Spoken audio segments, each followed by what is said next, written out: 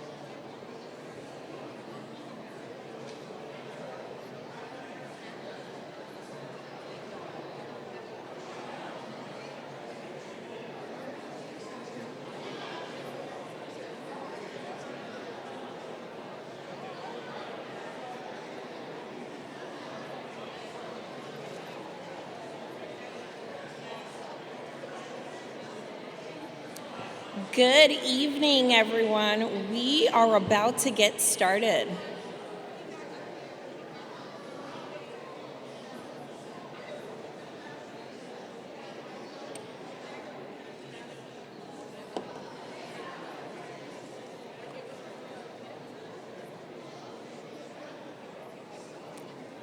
Thank you all so much for taking your seats.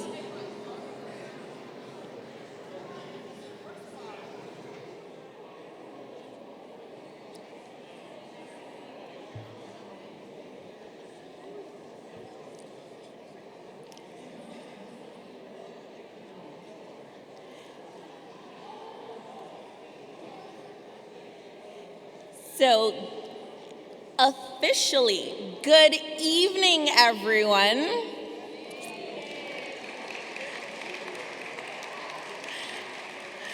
We'll try that one more time. I actually had to change my flight, and I flew in from Minnesota this morning. I left my house at 4 a.m., and I still have the energy going for you. So I'm going to need you to give it back to me. Good evening, everyone. So to our alumni, family members, college faculty, staff, friends, and community members, welcome. Welcome to the 142nd Alumni Annual Gala. One time for yourselves being here with us today. We are so grateful that you took the time out of your busy schedules to join us on tonight. I am Dr. Jaysheree Allen, your host for the evening. It's actually a very special moment for me to be here. This is my first, I think, official time really coming back on campus. I may have visited at one point, maybe 5 or so years ago, but my first official time coming back since graduating, and now I've graduated in double digits. I'm starting to feel, woo. And the last time I was in Shepherd Hall, I believe it was related to a graduation event. And so it really brings back fond memories. Also to see Dr. Boudreau, when I was here, he was with me in the Colin Powell school, so it's been amazing to watch you at this point as well. And I was a 2020 recipient of the Townsend Harris Award, and so I celebrated virtually.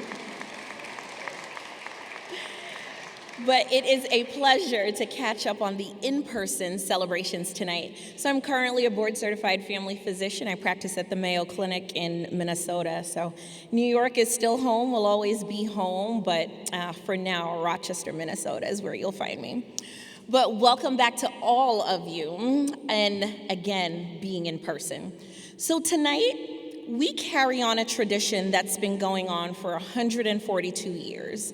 Right, this Alumni Association has gathered annually, even during the height of the pandemic when we had to do it virtually, to break bread together and to raise a glass in honor of our fellow alumni and their achievements. We celebrate tonight 7 incredible graduates who've gone on to do great work in New York City and beyond. So please join me in applauding our 2022 Townsend Harris Medalists. And when I say your name, please stand and wave to be acknowledged. Francee Covington.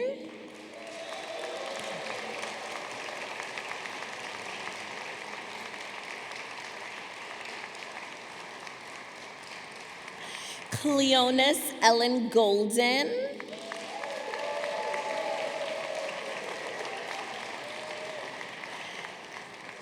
And you're not about to see double. This is her twin, Elaine Golding.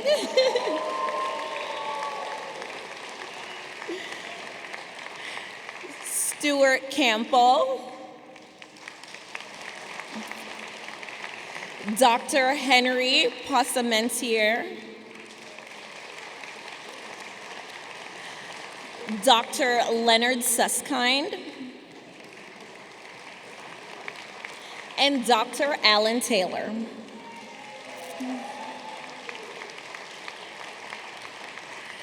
And tonight, we also salute the Alumni Association's 75th Finley Award honoree, Anthony Romero.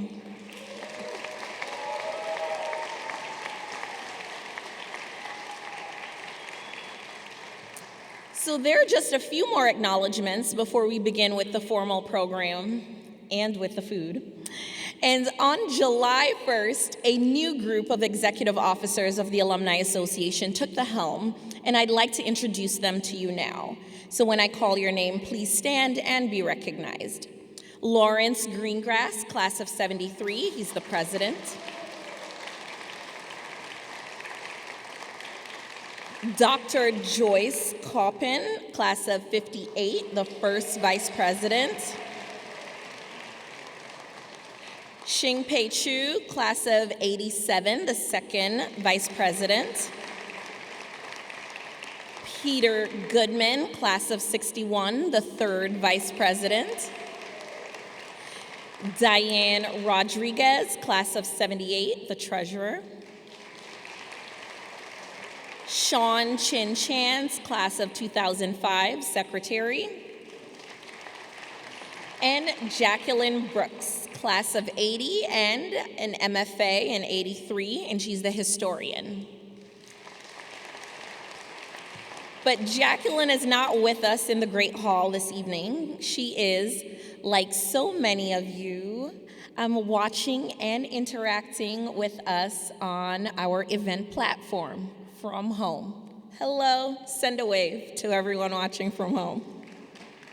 There are currently close to 200 unique users logged on from around the world. So to all of you joining us virtually, thank you for welcoming us into your home this evening. But regardless of where you are tonight, on a couch, at home, or in this gorgeously decorated Great Hall, let's raise a glass, a toast, to our alma mater. We are forever bound by ties that naught can sever. Hail we, alma mater ever. Cheers. So can anyone tell me where that's from? Yes, yes, yes. My Lavender, the school song. I didn't get the vocal skills. I'll stick to the medicine. So at this time, I'd like to ask the president of the Alumni Association to make his way to the platform. Larry Greengrass is a graduate of the City College class of 1973 and went on to achieve a JD from the New York University School of Law, class of 76. He grew up in the Bronx, the son of 2 Holocaust survivors. He is a well-known attorney in the insurance and reinsurance community, having retired after spending more than 40 years at leading the law firm Mount Cotton, Woolen, and Greengrass. Since his retirement from the firm, he's continued to handle disputes between insurance and reinsurance companies as an arbitrator. He's here tonight with his wife, Nancy, his son, Seth, his daughter, Alyssa, and his soon-to-be son-in-law, Andrew. Please welcome Larry.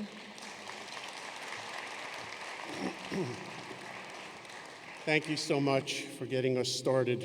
I think this is going to be an excellent host. Thank you very much. So good evening, everyone. It is fantastic to see all of you. Actually, I have to take these off to see all of you. But it is just wonderful to see all of you, see old friends, make some new friends.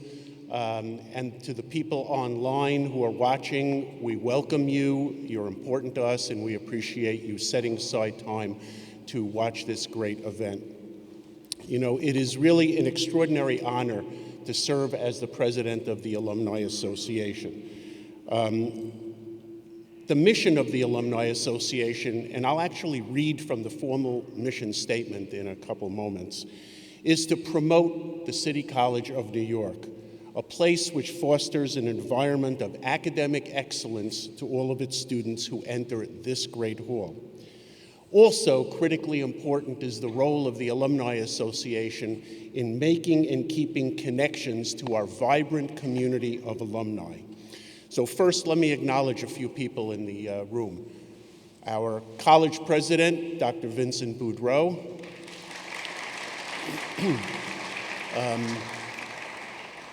Dee Dee Mazaleski is not quite yet sitting here, but shortly I understand she will be here, so I want to acknowledge her presence. She has a whole bunch of titles, one of which is the head of the City College Foundation, which is obviously the critical fundraising entity for the college. So we're going to welcome her when she arrives in a few minutes. I want to welcome and note the past presidents of the Alumni Association who are here, past officers, current officers, board members, including former President Gary Kalnick, who, Gary, stand up. Gary really led us so ably during the absolute worst of the pandemic and deserves a great vote and measure of confidence from everybody in the association and the college for the work that he did. And he hasn't stepped away. First of all, I will not let him step away. Second, he was heavily involved, yes, in raising funds for this evening's event. So kudos again to Gary Kalnick. We appreciate all your work. Thank you to David Covington, our executive director, and his fantastic staff who worked so hard to make this evening possible. Welcome to our scholarship winners. We are so proud of you. This is one of the best things that the Alumni Association does. It awards scholarships. And we really are looking forward to the success that you folks are going to achieve in your lives. And we're proud of all of you, each and every one of you. And you will hear from one of our scholarship winners later this evening. Of course, we want to congratulate our award winners. We're so proud of them, and you will be hearing much more about and from the award winners as the evening rolls on. And a big thank you again to our fantastic host who flew in from Minneapolis or Minnesota to host this great event, a former Townsend Harris Award winner. You got your medal, and very deservedly so, and thank you for hosting this evening. Now, as I am known to do, whether you like it or not, I like to read a couple sentences from the official Alumni Association's mission statement at various meetings, board meetings, events, so I'm going to do it again. Quote, "The purpose of the Alumni Association is to promote the general welfare of the City College and its alumni, to establish beneficial relationships between the college and the alumni, and to advance the principles of public higher education without regard to race, creed, color, or national origin." Close quote. How's that for a mission statement given the state of our country and the troubled times we're dealing with, right? Not too shady. Not too shady at all. So we promote, as you know, meaningful connections among alumni, and one of the chief ways we do that is through our affiliate groups. And we're proud of the diversity and the vibrancy of the affiliate groups of the Alumni Association. So I'm just going to read them off to you. Art, architecture, Asian. Absolutely. There's going to be a medal for the group that gives the loudest applause. Yeah. You could see Gary Kalnick later. He has the award in his pocket.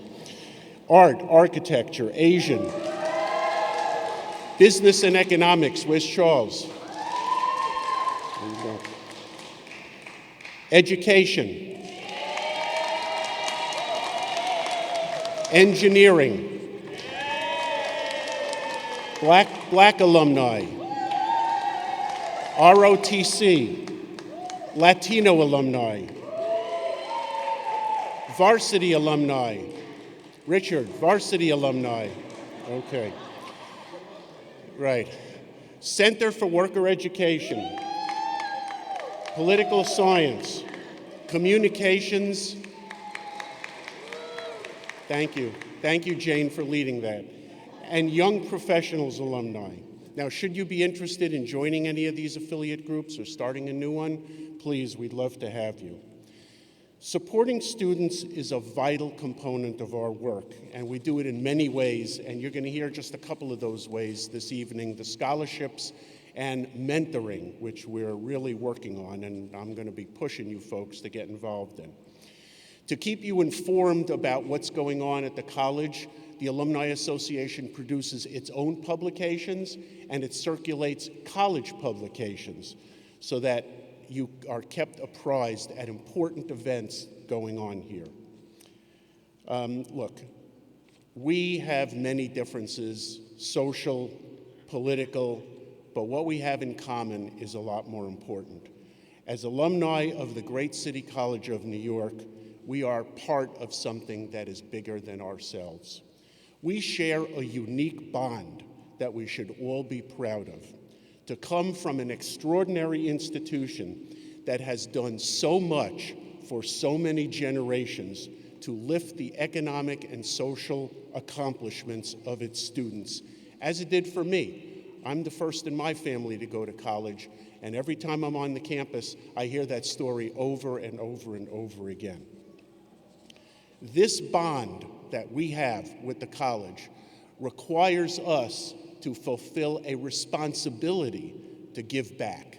And I think that's something that you're probably going to hear a little bit more of as the evening goes on. Did you know that the Wall Street Journal ranked City College of New York this year as the #1 best value among the top 250 colleges in the country? #1. Now, I'll just make a wild guess that Dr. Boudreau is going to talk a little bit about what's going on at the college and what needs to be done to continue to move ahead. I want to thank you, really, all of you, again, for your support this evening, for the Alumni Association to do what we do, and for us to do even more. We need your continued help, support, and involvement. To be effective, to make a transformative impact on students and alumni, we need to work together, and we can still have a good time doing that. It has certainly been a challenge the last few years to move ahead during the pandemic, but we are still standing strong and moving forward. Tonight you'll hear from a tiny fraction of our community who represent excellence in their chosen fields and who will be forever a part of the impressive group of the alumni of City College. Thank you again, and have a wonderful evening.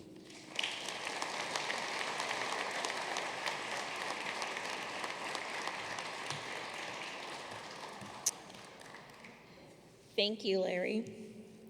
Now I'm pleased to introduce the 13th president of the City College of New York, Vincent Boudreau. Dr. Boudreau is the former dean of the Colin Powell School for Civic and Global Leadership. He was my dean when I was a student in the center, and is a specialist in the politics of social movements, particularly in Southeast Asia. We're so pleased he's here tonight, and please welcome to the podium, Dr. Boudreau.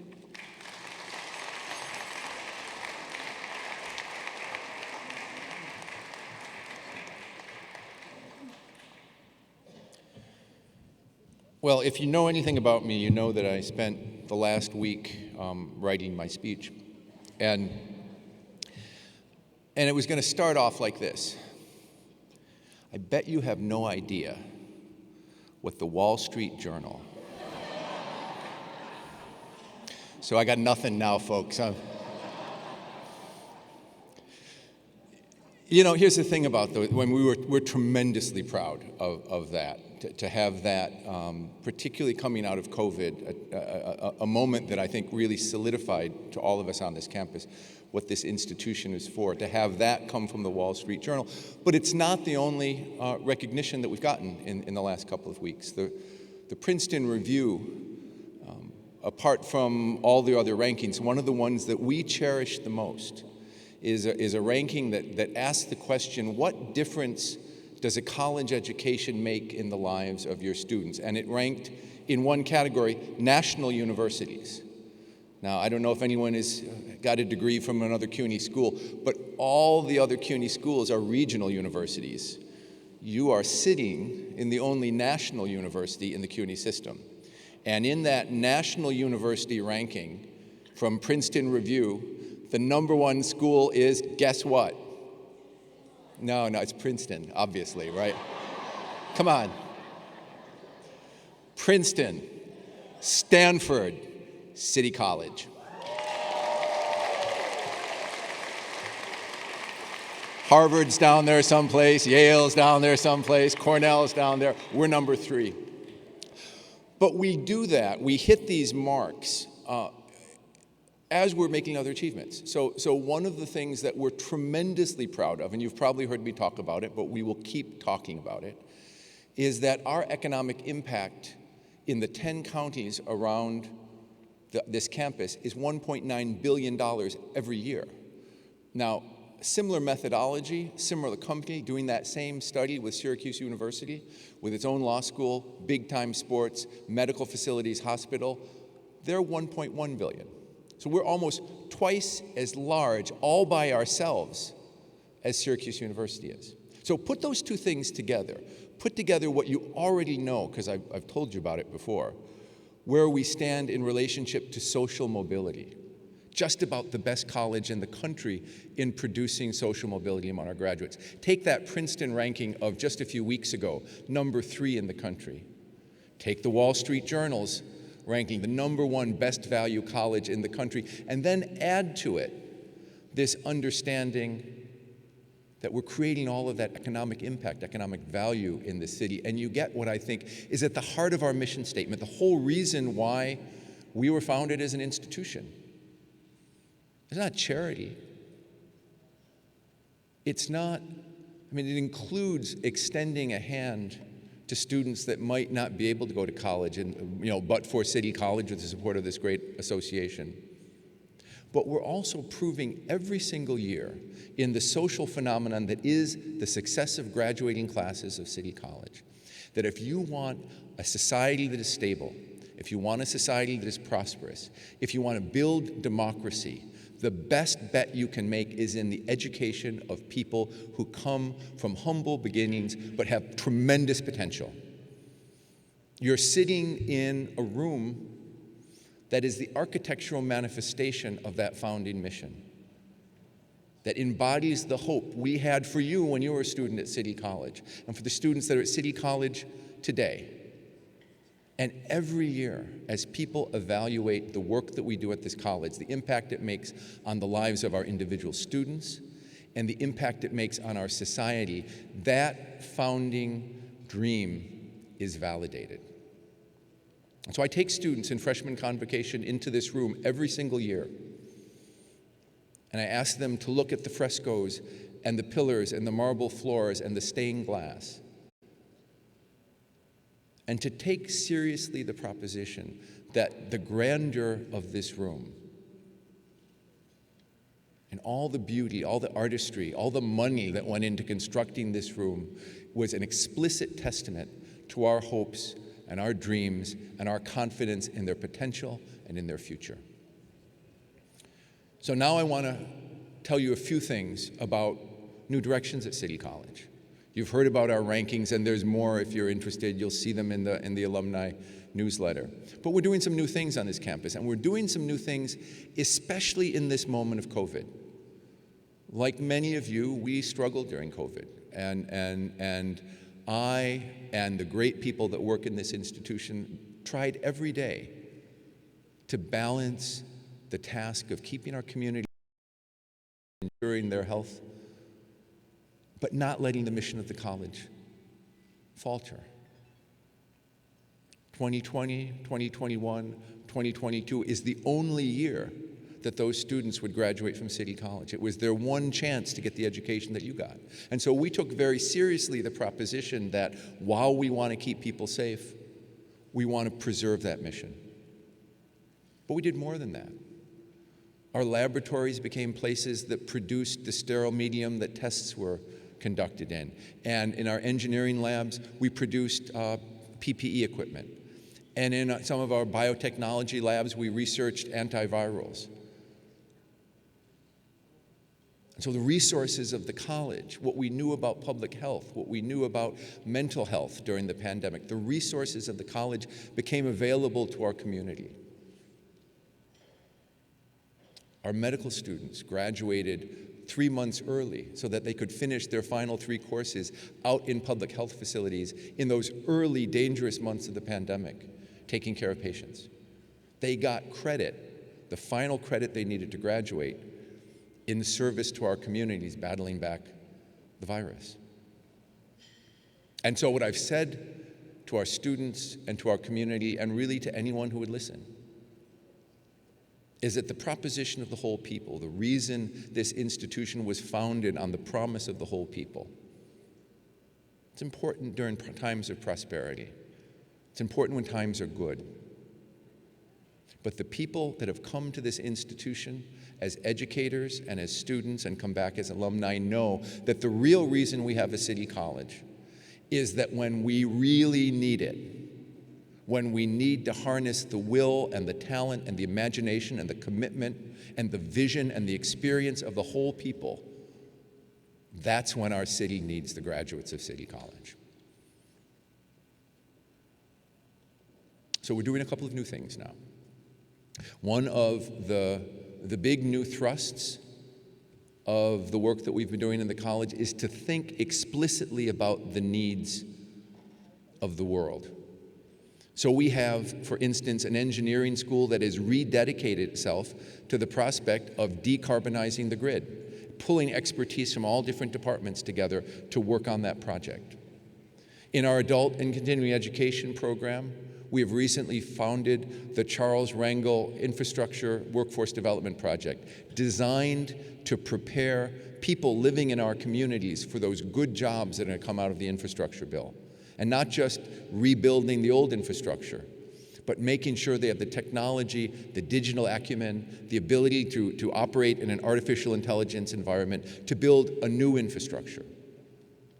We recently acquired a $15 million grant to acquire a space in a purpose-built life sciences building on 126th Street. And what we will do in that building is take the innovations from our science departments, from our engineering school, from our medical school, and not just publish the results of our work in journals, but commercialize them. Develop the products that can be brought to market in a city college facility for the benefit of humanity and not incidentally for the revenue stream it'll bring to the college. We have an engineering school that's over 100 years old and have never made an institutional effort to bring their discoveries to market. We have a Colin Powell School that every year is building new, specifically targeted scholarships and fellowships for students. So 2 years ago, I would have told you about their brand new Climate Change Fellows program. And last year, I might have told you about their Racial Justice Fellows program. They've just inaugurated a Moynihan Center dedicated to the prospect of reigniting a sense of public-spirited debate in public policy on this campus. And just weeks before that, they established a Center for Justice and Democracy that will train advocates, many of them mid-career advocates, to fight some of the social justice issues that are so important in our world today. And so school by school, an education school that is recommitting itself to meeting the needs of an educational system coming out of COVID, an architecture school that is thinking about how we rebuild the built environment after the pandemic, and a medical school dedicated to providing primary care in underserved communities. Department by department, division by division, this school is dedicated not just to educating young men and women from underserved communities, but by taking the expertise of the college, of the institution, and deploying it to resolve the problems that surface in those communities. We are as vital an educational institution as this city and this nation has ever seen. And this is your institution. This is the same institution that you came to.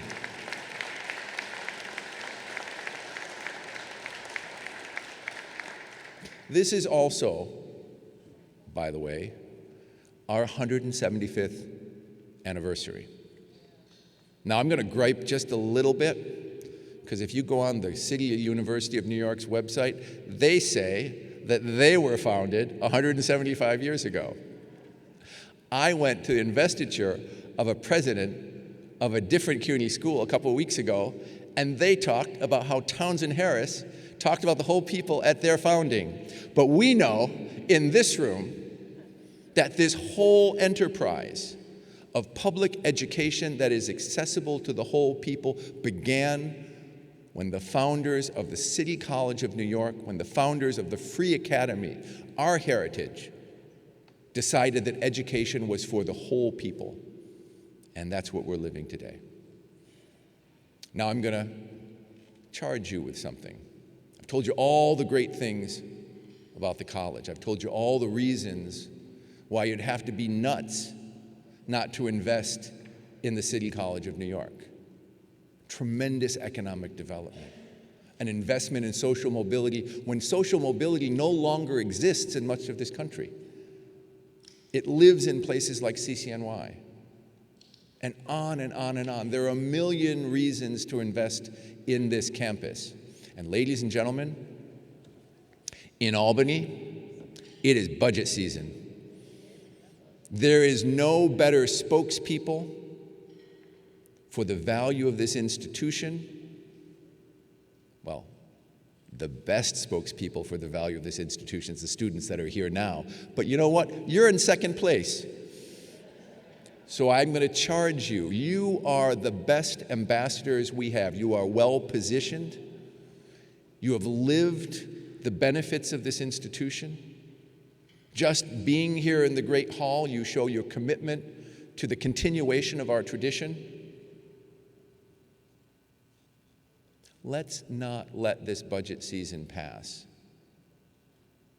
without every person in this room making it clear to the elected officials in Albany that we understand, and they should understand, that this institution deserves their full-throated support, and support a little further down as well.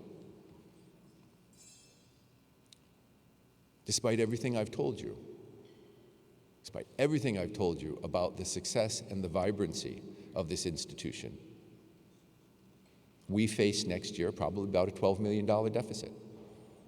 And it's a $12 million deficit because the state refuses to acknowledge that the best investment they can make in the future of their citizenry, the economic vibrancy of their economy, the stability of their democracy, is an investment in public higher education. We have had a better budget this year than we ever have had in the past.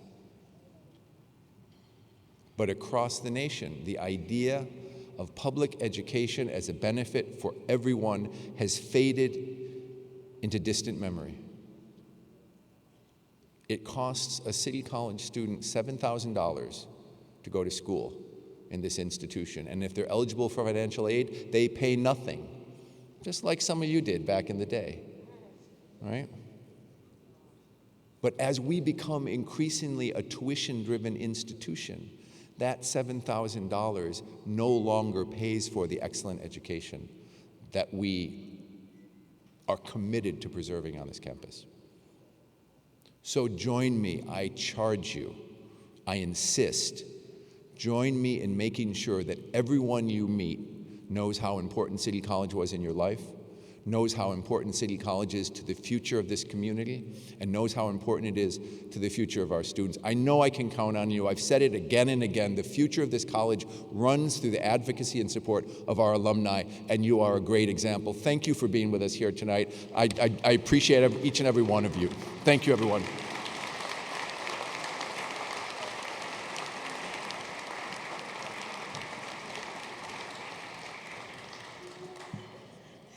Thank you, President Boudreau. So as the first course is being served in the Great Hall, a quick reminder to all of us here in the hall, as well as everyone watching from home, as we make our way through this program, please remember to make your donation to the Alumni Association.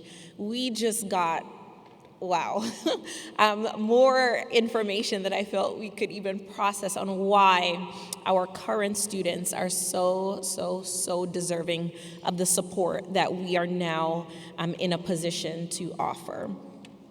This event is the association's only major fundraiser and a major contributor to the annual budget. So if you believe in our mission of supporting and engaging alumni and current students, and you can't, having just heard what you just heard, not believe in this mission anymore, while continuing to support and promote this great college, right, our alma mater, our CCNY, please offer your support. It is incredibly meaningful.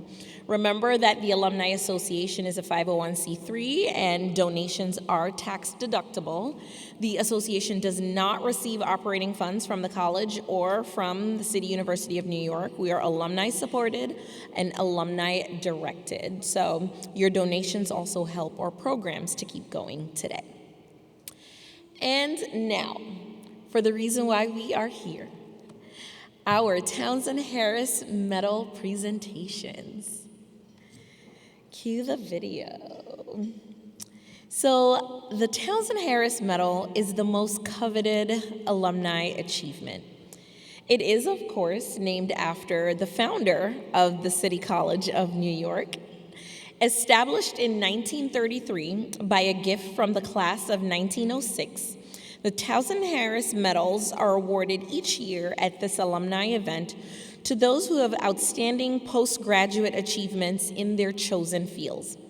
Candidates are selected from nominations and by a special committee comprised of former recipients of the medal and subject to final approval by the Alumni Association Board of Directors.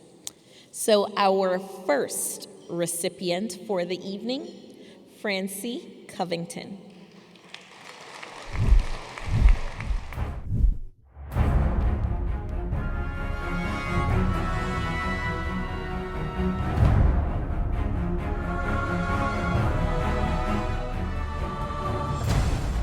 Francee Covington entered City College in the first Sikh class and graduated from the college in 1970. Ms. Covington's career began during her sophomore year at CCNY when she started working at WCBS-TV, Channel 2, finding and lining up stories for reporters assisting in the field and editing. She co-founded a CCNY campus newspaper, The Paper, with fellow students Paul Sims and Luis Reyes Rivera. The Paper is still making strides 50 years later, and alumni of the paper have established the Paper Scholarship for Social Justice. After WCBS, Ms. Covington produced shows at WBZ-TV, Boston, and KPIX-TV, San Francisco. For 20 years, she owned her eponymous production company, serving Fortune 500 clients, governmental entities, and nonprofits. Her professional recognition includes 3 Emmy nominations, a Telly Award, and North California Addy Awards. She received the Cable Car Award for Outstanding In-Depth News as one of the first television producers to extensively cover the AIDS epidemic in San Francisco. Retirement has allowed her to return to her first love, writing. Her essays and fiction have been published in numerous anthologies and newspapers. She recently completed her first novel and is finishing a book of short stories. Ms. Covington will be featured in the upcoming documentary The 5 Demands, which covers the 1969 student takeover of the CCNY campus.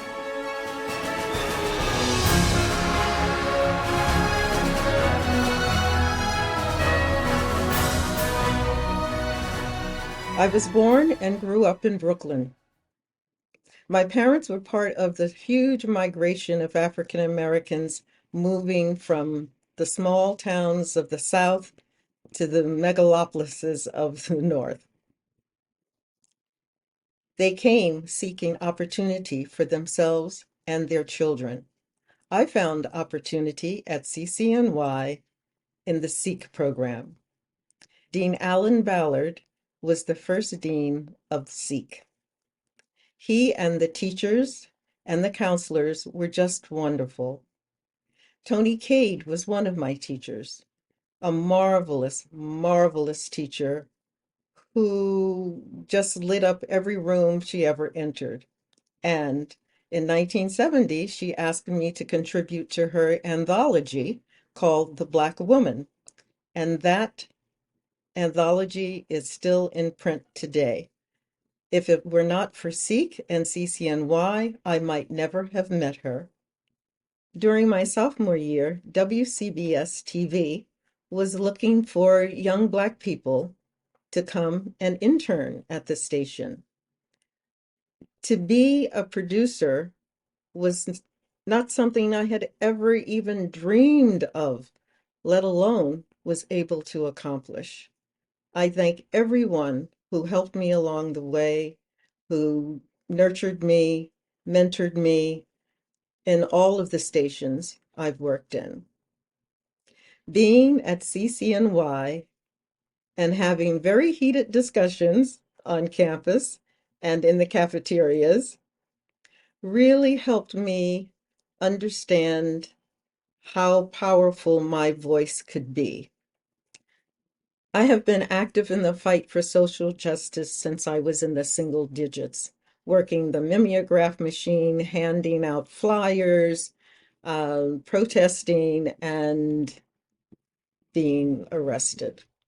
It is because of my parents, my extended family, and the excellent education that I received at CCNY that I have had such a marvelous career, a career that has taken me to every continent except Antarctica. I'm grateful to the former members of the paper staff, and this year we were able to put together funds for a scholarship program at CCNY, and we gave out our first two $1,000 scholarships to two undergraduates at CCNY. It is just a wonderful, wonderful thing. It is the paper scholarship for social justice. Again, I want to thank you from the bottom of my heart for this wonderful award. In you, Francee Covington, your alma mater has particular reason to rejoice. Her son, Mr. Chandler Covington Graddick.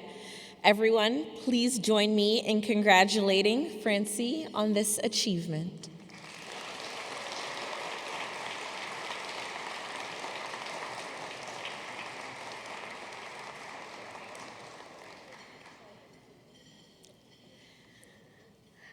Our next Townsend Harris Medalist is Cleonis Ellen Golding.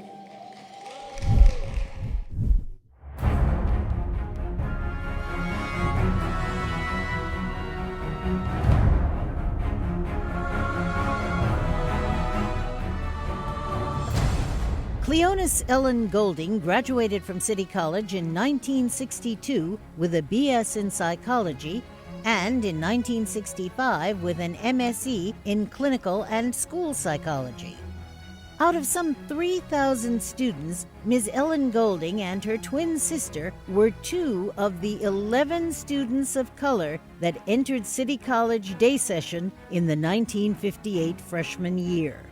Ms. Ellen Golding had a very rewarding career as a nationally certified school psychologist. Her excellent performances at the license examination earned her a fully paid internship as a psychologist in training, becoming the first ever African American psychologist in training in the New York City educational system.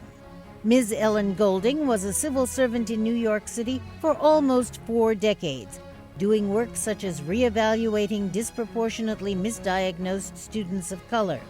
She also took pride in leading positive self-esteem group therapy and in volunteering after work to tutor Harlem parents for the GED and help them qualify for a career ladder program. Ms. Ellen Golding and her twin sister have been members of the City College Alumni Association Board of Directors as Class A directors and as co-chairs of the Program Committee, both honored in 2008 with the Alumni Service Award.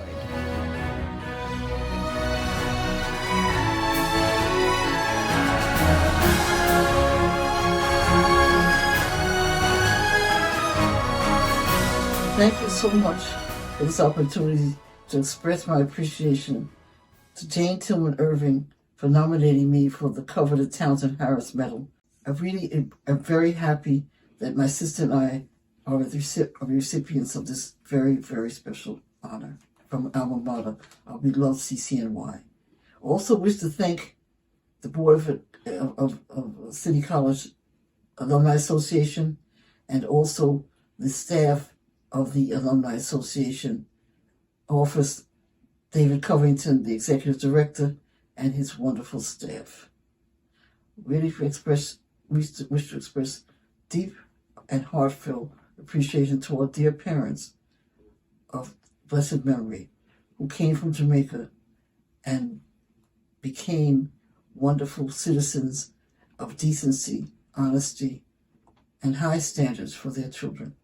When we came along, they always encouraged a love of learning, and we appreciate the fact that they did that. They were also great role models to other children in the neighborhood and to the family. Our father became a physician against odds, coming from Jamaica, and forged his way to become a medical doctor, finishing Howard University in 1936. We also wanted to thank our great teachers along the way, from elementary school and nursery school, Mayfield Nursery School in Harlem, near City College on Convent Avenue, 186 Manhattan, State Junior High School 164, Bronx High School Science, and we were able to qualify through examination testing, entrance exams. Thank you so much for the great education that we got at City College for free, undergraduate and graduate school. All of the great teachers that taught us and the mentors that we had, including the first Black psychologist in the school system, Mr. Elroy Rivers, and the first Black man in the school system, Mr. William Sneed, who went to undergraduate school with our father, and who were the inspiration of Dr. Kenneth Clark, who was CCNY professor, first Black full professor at CCNY from 1942. We thank him for his inspiration. We also wanted to thank our family and all our friends who are supporting us this evening, and we appreciate their presence.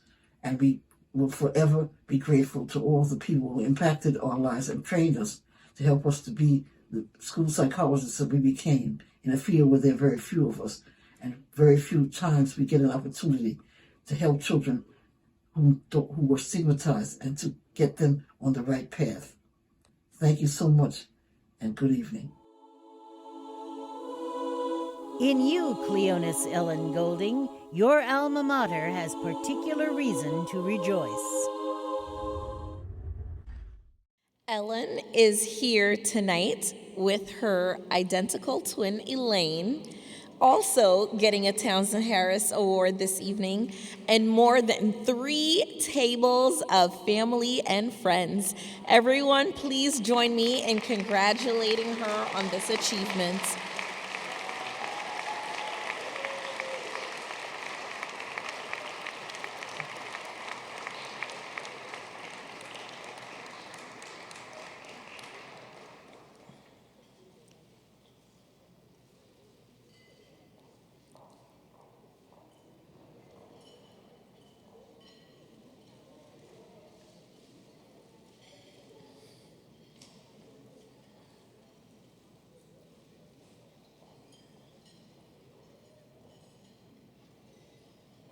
Oh. Another round of applause.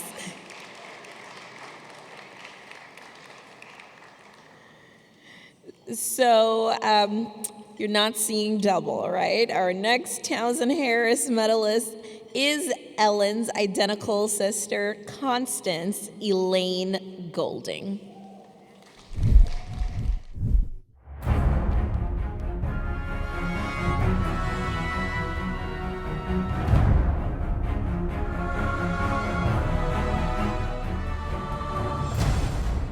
Constance Elaine Golding graduated from City College with a BS in Psychology and Mathematics in 1962 and with an MSc in Clinical and School Psychology in 1965. Her first job as a research assistant of Professor Francis P. Hardesty in the psychology department helped her sharpen her skills in evaluation and diagnosis. She was permanently appointed as a tenured psychologist for the New York City Board of Education in 1972. As an African American psychologist, she was better able to understand the needs of Black youngsters and their families, to be a change agent, and to empower Black parents to advocate for the best interests of their children against hostile school authority figures. Ms. Elaine Golding and her twin sister have been life members of the City College Alumni Association from day one. Together, they spearheaded the establishment of a scholarship in memory of an outstanding educator, Andrew G. Donaldson. The award was renamed the Golding Donaldson Leadership in Education Scholarship in 2017. In 2008, Ms. Elaine Golding and her twin sister both received from the Mandala Soul Cultural Center the distinctive title of Cultural Mothers of Harlem.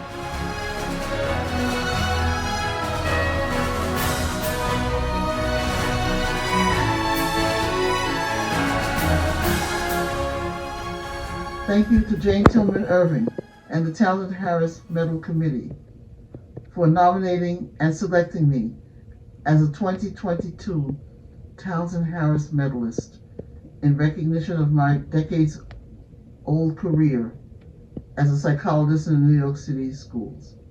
I owe a great deal of gratitude to City College of New York for providing a world-class tuition-free education to me with a Bachelor of Science in Psychology and Mathematics and a Master of Science in Clinical and School Psychology, both tuition-free and debt-free. Thank you, CCNY, and for giving me what I needed to prepare for a very rewarding and challenging career as a psychologist in the New York City schools. I'd also like to thank David Covington, Executive Director of the Alumni Association office, and his staff for making this wonderful evening possible. I'd also like to thank friends and family who've been supportive to me all my life, going back to the very earliest childhood. My parents, of course, Dr. John Vincent Golding Sr., MD, and Mrs. Beryl Benton Golding. I'd like to also dedicate this award in their memory and honor. I'd also like to recognize and honor my late brother, John Vincent Golding Jr., MD, whose family members are here tonight. Wife Betty, nieces Keena, Shayna, and Marin, Marin's husband, Marcus Shaw, and Shayna's husband, Kwame Bailey. Thanks, family, for being here, for traveling from Maryland. We do greatly appreciate it. I'd like to recognize our early childhood friends who were here.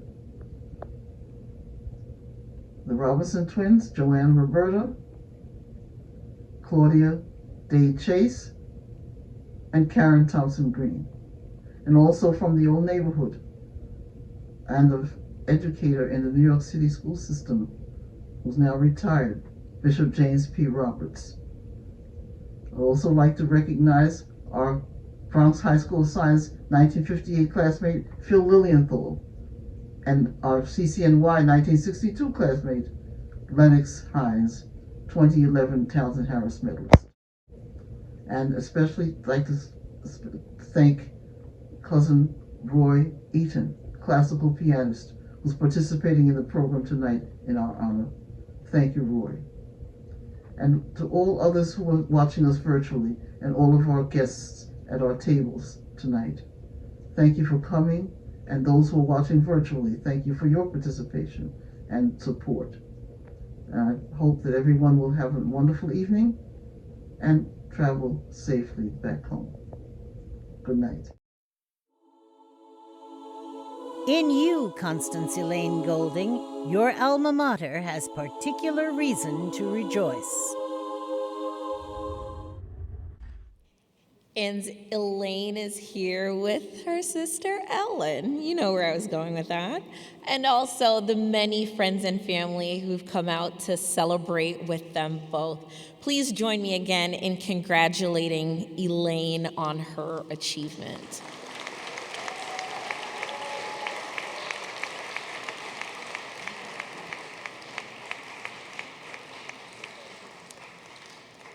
So I guess a point of personal privilege here to extend another token of gratitude to Elaine and to Ellen. You know, I was a 2020 recipient of the Townsend Harris Award, and we all know what was happening in healthcare in 2020. I was actually completing my National Health Service Corps commitment, so I wasn't at Mayo at the time. I was working in central Minnesota, primarily a rural population, but with a lot of Latinx immigrants working in meatpacking factories. I think you're all familiar with where all those stories went. In Minnesota, 70 miles north of Minneapolis, after George Floyd, election, I mean, you can just imagine the climate at the time. The vaccine came out, it was a rough time to be a primary care physician.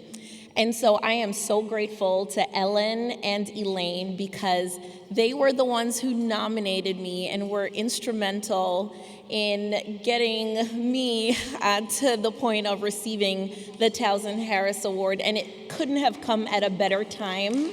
So I am so grateful to the two of you for looking out for all of us, so thank you. So as the caterers are clearing the first course, we are going to take a break soon to serve dinner, but let's award one more medal before we take that break, and that is Stewart Kampel.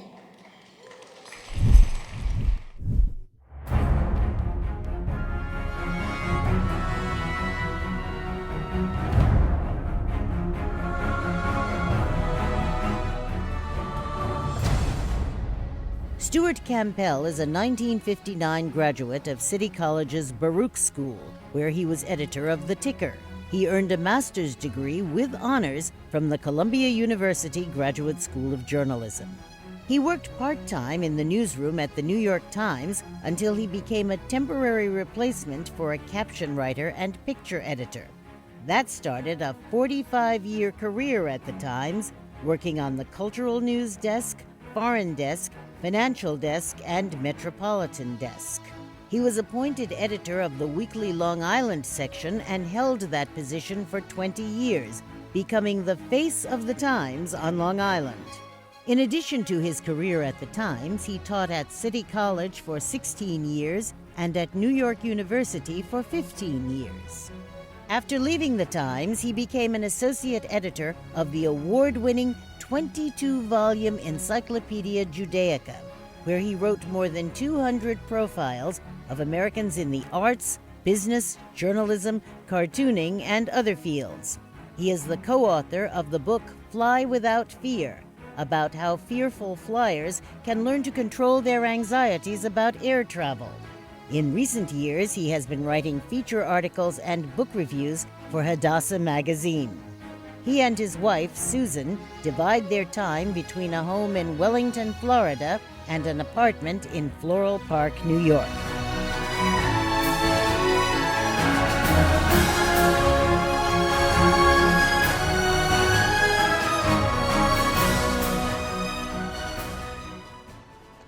Good evening. I am humbled and honored to receive the Townsend Harris Medal from the City College Alumni Association, and want to thank my wife, Susan, who has been with me for more than 60 years. Yes, we met at a City College houseplant party when each of us was just out of kindergarten. My journalism career started at The Ticker, the weekly newspaper at City College's Baruch School, and where I learned about who, what, when, where, why, and how. Not only did I learn the rudiments of journalism, facts, facts, facts, and accuracy, accuracy, accuracy, but I learned what journalism means, that it has roots in the United States Constitution, that freedom of the press is a cherished right and responsibility, and that there are causes worth fighting for. There was a heritage at the Ticker of people who cared, people who thought of the underprivileged and were willing to speak out and champion their plight, people who saw injustice in society, people who were willing to take a stand and argue and explain their positions. I became editor-in-chief of the Ticker in my junior semester. Between my junior and senior years, I applied for a job at the New York Times. Unbeknownst to me, the same day an ad appeared in that paper looking for office boys. To weed out the millions of applicants, we took a spelling test. I must have passed because the interviewer asked if I minded working in the late afternoon. No, I said, and I was hired as a messenger out of the newsroom. A few weeks later, the same interviewer offered me a job as a part-time assistant to the secretary to the foreign news editor, who had just won a Pulitzer Prize. From then on, I filed correspondence scrupulously, using my knowledge of the 26 letters of the alphabet to put everything in proper order. I also typed letters and met visiting correspondents. After a few months, I applied to the Columbia Graduate School of Journalism and asked the foreign editor for a recommendation. He was a J School graduate and head of the Alumni Association that year, so I had made a good choice. After graduation with honors and marriage, the Times offered me a position on the picture desk, where I learned to crop pictures. I wrote captions for the advance obituary of John F. Kennedy, who was assassinated a few weeks later. In March 1961, I enlisted in the U.S. Army and served 6 months of active duty, the last 3 at Fort Sam Houston in San Antonio, Texas. Returning to the Times, I spent some time on the reserve news desk, editing fillers for the first edition. In 1964, a Times copy editor was taking a position in Germany, so I guessed that the editing class at City College would need a new instructor. Professor Irving Rosenthal agreed. The first thing I told the students was this: I don't care what newspaper you read, as long as it's the New York Times.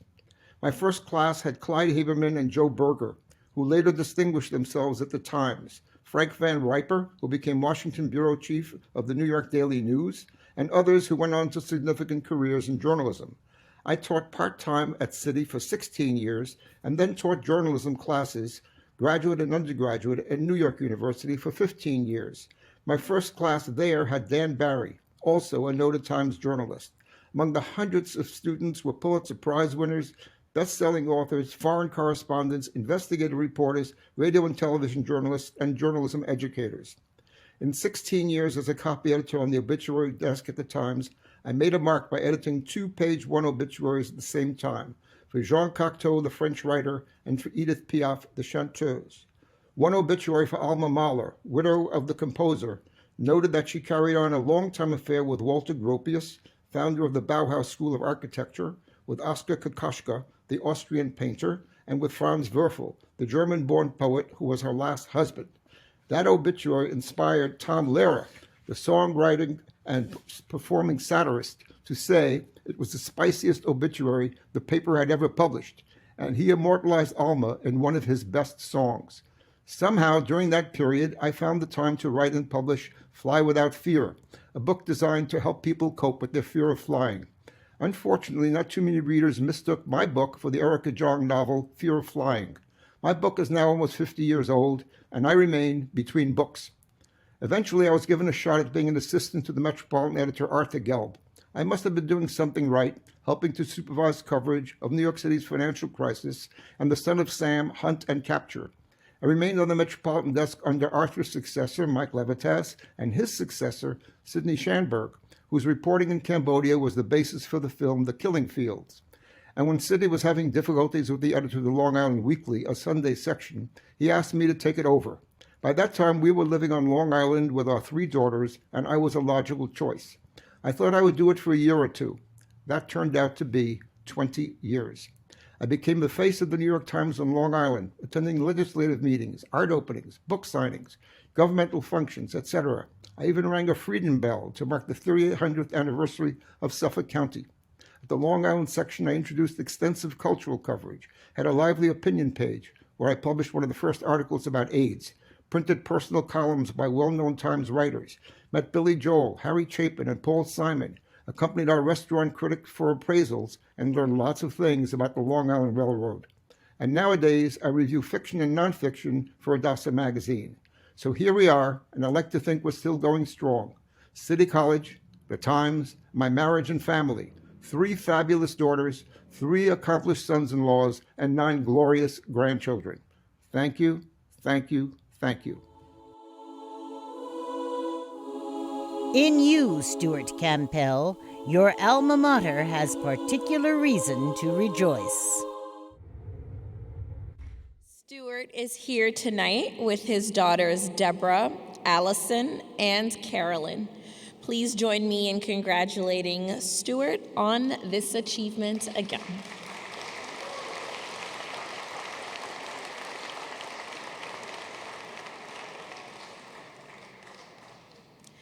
So thank you all for your attention and your patience as we worked our way through the first half of our medal presentations. We're now going to take a short break and allow our incredible caterers, Sterling Affairs Catering and Events, a chance to serve dinner. And for those of you at home, we invite you to grab a refill, order takeout, or stretch, but we'll see you all back in a few minutes. While dinner is being served, please enjoy this recorded performance by pianist Mr. Roy Eaton, City College class of 1950 and 2007 Townsend Harris Medalist, provided tonight in honor of his cousins, Ellen and Elaine Golding. Enjoy.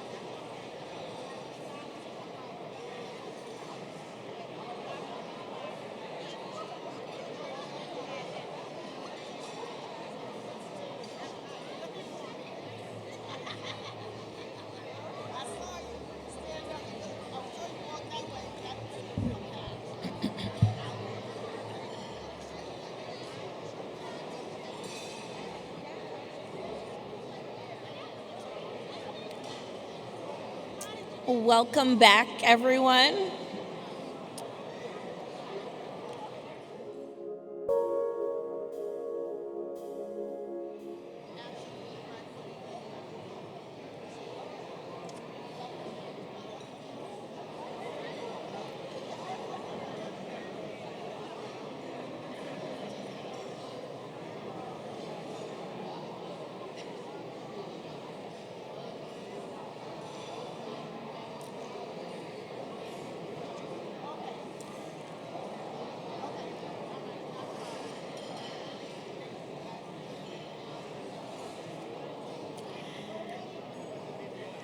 I hope you all enjoyed dinner and an opportunity to fellowship with each other. Lots of great conversations happening in the room.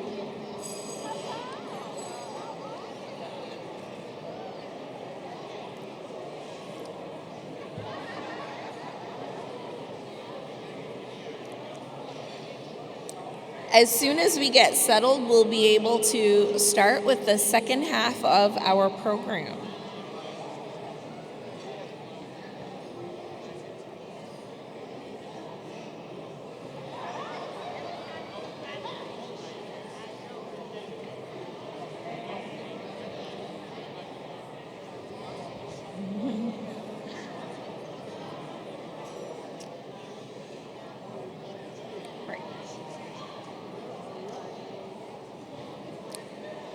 So at the start of dinner, you were listening to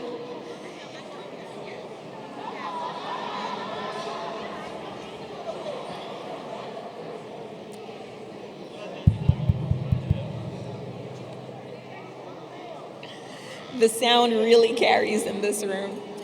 No, so I want to acknowledge the wonderful pieces that we heard at the start of dinner. So that was Chopin's Fantasy Impromptu, and the second piece was Scott Joplin's Solace from Mr. Roy Eaton, who is watching tonight from home. So Roy, thank you very much.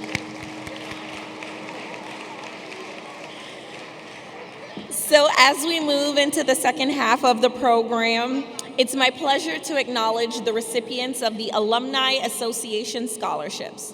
All of our recipients, as well as the donors, are listed in your program.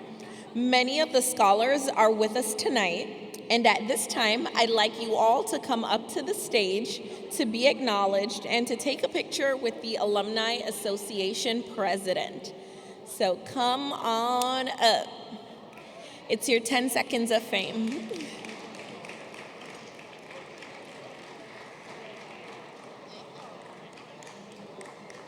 So while they're heading to the stage, a few things I wanted to share with you. So the Alumni Association, and many of you might know this already, we have a mission that's threefold: to engage alumni, to support current students, and to promote the college and its interests. So when we talk about supporting our students, I want us to acknowledge the Alumni Association's various mentoring programs and their many events targeting student involvement and student achievement. So we'll circle back to the association's mentoring program in just a minute. However, sometimes it's just about the simple dollars and cents that help our students accomplish their goals of attending college. And I believe this effort, our scholarships, hits at the heart of our desire to give back. So please, a warm round of applause for our scholarship recipients currently having their photo taken.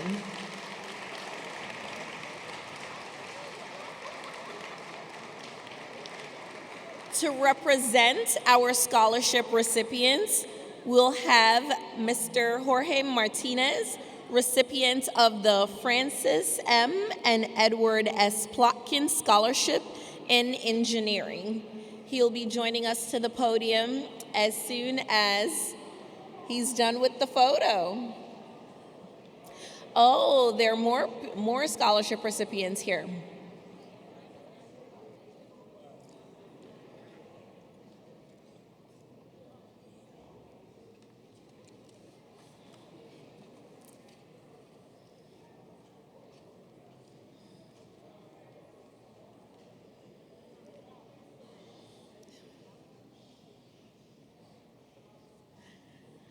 Awesome. Thank you, and Mr. Martinez.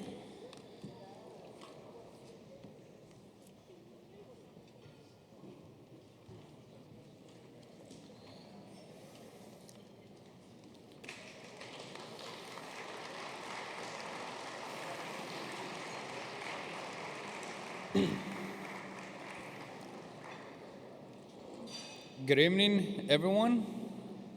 It is an honor for me to be here speaking on behalf of all of these wonderful scholars. First of all, I want to show my sincere gratitude to the Alumni Association and to the City College of New York for doing an amazing job helping students to achieve their academic goals and for choosing me to be a scholarship recipient. My name is Jorge Alejandro Martinez Ariza, a current CCNY student in my senior year. I grew up and spent most of my time in Colombia, but decided to pursue new challenges in a different country after graduating high school. Therefore, I'm currently an international student in the United States. I have been living a dream since moving to New York, even though there were some difficulties. Learning a new language and adapting to a new culture. Overall, my experience has been amazing, meeting new people and learning new skills. My current major at CCNY is civil engineering, and my goals are to finish my career and continue my education, either working as an engineer or pursuing my master's degree. Being an international student can be challenging since I need to be a full student, pay out-of-state tuition, and keep up with my immigration status. But I'm completely happy with the opportunities presented and coming. I would like to mention again my gratitude to all the scholarship donors for helping many students, including myself, to achieve academic goals and graduate without debt. The scholarship will help me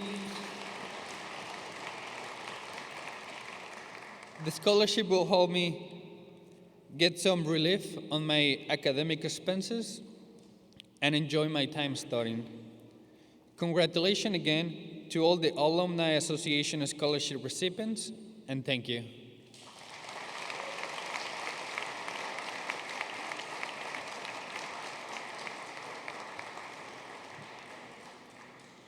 Thank you again.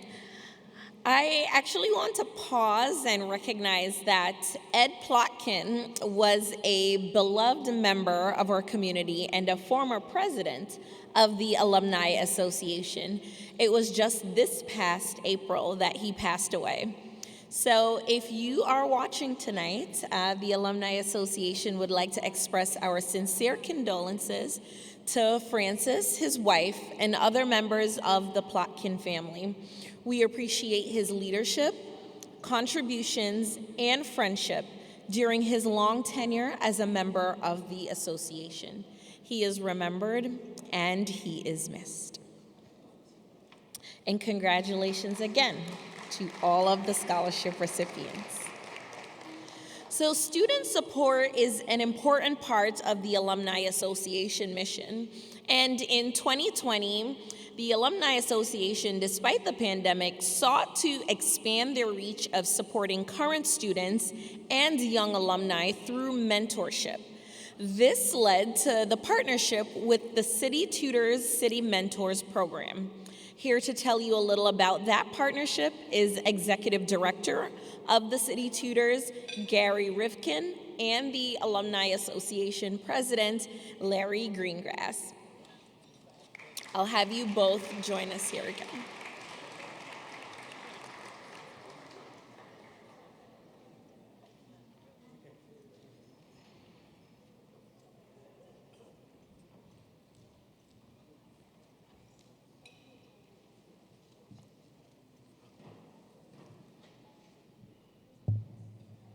Thank you so much for having me today. It's an incredible privilege to be here and to speak to you as an alum. Shout out to the Humanities Division, to the English Department. Thank you, David, our host, and the Alumni Association for bringing us together. As a proud multiple degree CCNY alum, it's an honor to share with alumni here and watching at home this year's partnership between the Alumni Association and City Tutors, which is an organization that I founded and that has been incubated at City College within the Colin Powell School. So shout out to Andy Rich, Kevin Foster, and the team there. This organization is meant to expand access to individualized support around tutoring and mentoring across the city, but today, I wanted to specifically mention our relationship of expanding access to mentoring with CCNY's Alumni Association. Since the start of this year, we've now had 30 alumni come back to support students and mentees through the mentees that have been working with us through various departments on campus. Mentees can step in and out of the program whenever they need to, just like using services at the Career Center, and request to meet with as many mentors as they'd like. The program also works in complement to more long-form mentorship programs and industry pipeline programs found in CUNY. For 65% of the mentees we serve, this is their first professional development experience. For 85%, it's their first mentorship. And this year alone, we've already supported nearly 2,000 students and have done nearly 3,000 mentorship events. Through the City Mentors, students and alums can get feedback on their resume and network with people in jobs and industries they would like to work in. They can also explore a wide range of industries they're interested in. And if they're actively seeking opportunities, we found that after just 3 mentoring sessions, 40% of mentees who are looking for opportunities secure with the guidance of their mentor an interview, internship, or job. Through this partnership, we've now have strengthened our mentor collective. We have now 700 mentors from across industries available, and we would like to grow the CCNY contingent of that collective. If you're interested to give back and support students and recent graduates looking for guidance in their career, we'd love to have you join us. You can visit our website at thecitytutors.org /mentorship, or reach out to David Covington and the staff at the Alumni Association for more information. Thank you so much. Thank you, Gary. I just want to say that, I've done work with the Career Development Office a number of years, talking to groups of pre-law students and others. But when I signed up to be a mentor through Gary's City Mentors program and was assigned a young student to work with, I found it an extremely rewarding experience. And Dr. Boudreau gave you a charge earlier. I'm going to give you my own charge. Please strongly consider signing up to be a mentor. It could mean a great deal to a young student at the school, and I get as much out of the experience as I think the student does. So I highly encourage you to really give consideration and contact the City Mentors program and get involved. Thank you.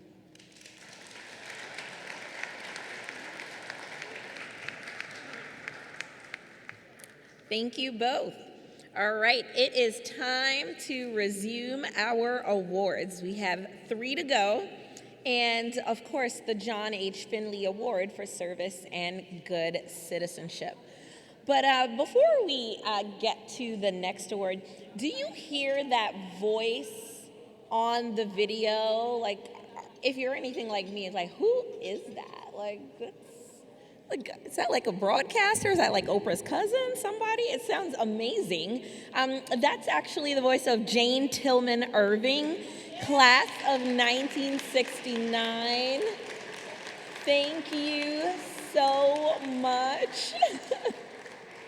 That is incredible. I actually saved my video and posted it on my social media. I loved that video so much. So thank you, Jane. We sincerely appreciate you. So our fourth 2022 Townsend Harris Medalist is Dr. Henry Posamentier.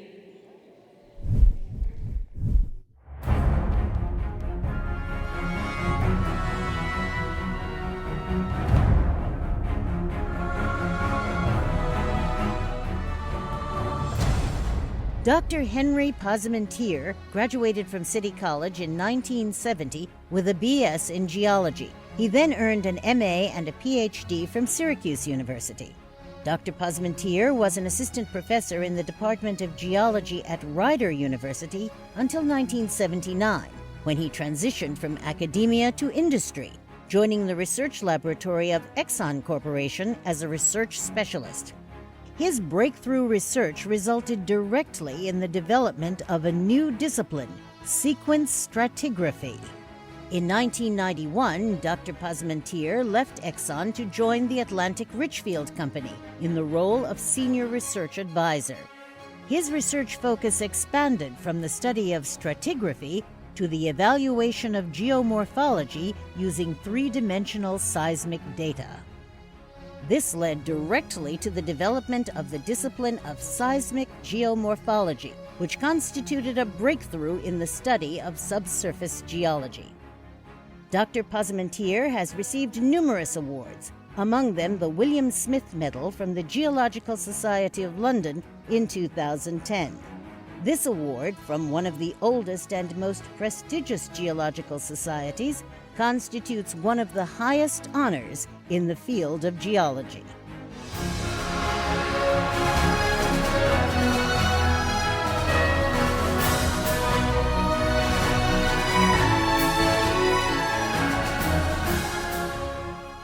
I'd like to start by thanking the Alumni Association of CCNY for the honor which they have bestowed upon me. I'm most grateful for that recognition. An award like this is one of those rare times when we are called upon to look back and reflect on a lifetime journey. I'm often asked by young people just starting out how I planned my career trajectory. My response each time has been the same. That is, your career defines you rather than the other way around. My journey, as with most, seemed to turn on life-changing events both great and small. It began in my senior year at Bronx Science when I was applying to college. I had my heart set on going to Cornell, but my father was firmly against it, in that our family just didn't have the means to make that happen. So it was off to City College. In retrospect, I couldn't have asked for a better springboard to what has since come. It's been over 50 years since I graduated CCNY, more than half a century. I started out with little idea of what I wanted to pursue. When I entered, I defaulted to what came easy and, not coincidentally, to follow in my older brother's path. I chose to major in math. Later, towards the end of my freshman year, one of those serendipity events occurred, which changed the course of my life. The day before my first final, I was hit by severe abdominal pain, and within a few hours, I had an emergency appendectomy. Being young and somewhat immature, I was delighted in the fact that all my finals were deferred. Unfortunately, what I didn't appreciate in the moment was that taking makeup finals during the following fall semester would be way more difficult. And so it was that I barely passed my math course and was now seriously adrift with respect to the future. On a whim, I enrolled in Geology 101 in light of the fact that I had always loved the outdoors, and this was the closest thing to it. Another life-altering decision. But what really made the difference was the professor that I had for this course. His name was Cy Schaffel, and it was because of his enthusiasm and support that I switched into geology as a major. He changed my life. And so my career in geology began. I fondly remember those many hours spent in the labs at the top of Shepherd Hall, hanging out with my like-minded cohort. We were all so similar, all grateful to have had the opportunity afforded to us by CCNY. It was a rigorous program, but I can still recall some of the more significant challenges. What stands out most, in my mind, was my required courses in optical mineralogy and petrology. Both courses relied heavily on one's ability to recognize and leverage color. And that's where I struggled. I'm partially colorblind. Enough so that these courses were quite the adventure. But somehow I survived. And now, many years later, I can look back at a long and productive career using much of what I learned at City College. I could not have asked for a better launch pad. In closing, I would be remiss if I didn't thank my family for all their support through the years. I'm sure that my parents would have been thrilled to learn that not just one, but two of their children, my older brother Alfred and I, have both been awarded this honor. But in particular, I'd like to acknowledge and thank my partner in life, my best friend, and my soulmate, Kerry, for her support and companionship, and above all, the sacrifices that she has made in support of me and our family through these many years. Thank you very much. In you, Henry Posamentier, your alma mater has particular reason to rejoice. Dr. Posamentier is here tonight with his brother Alfred, who is also a AACCNY graduate and Townsend Harris Medalist. Impressive. Please join me in congratulating Henry on this achievement. Our next Townsend Harris Medalist is Dr. Leonard Susskind.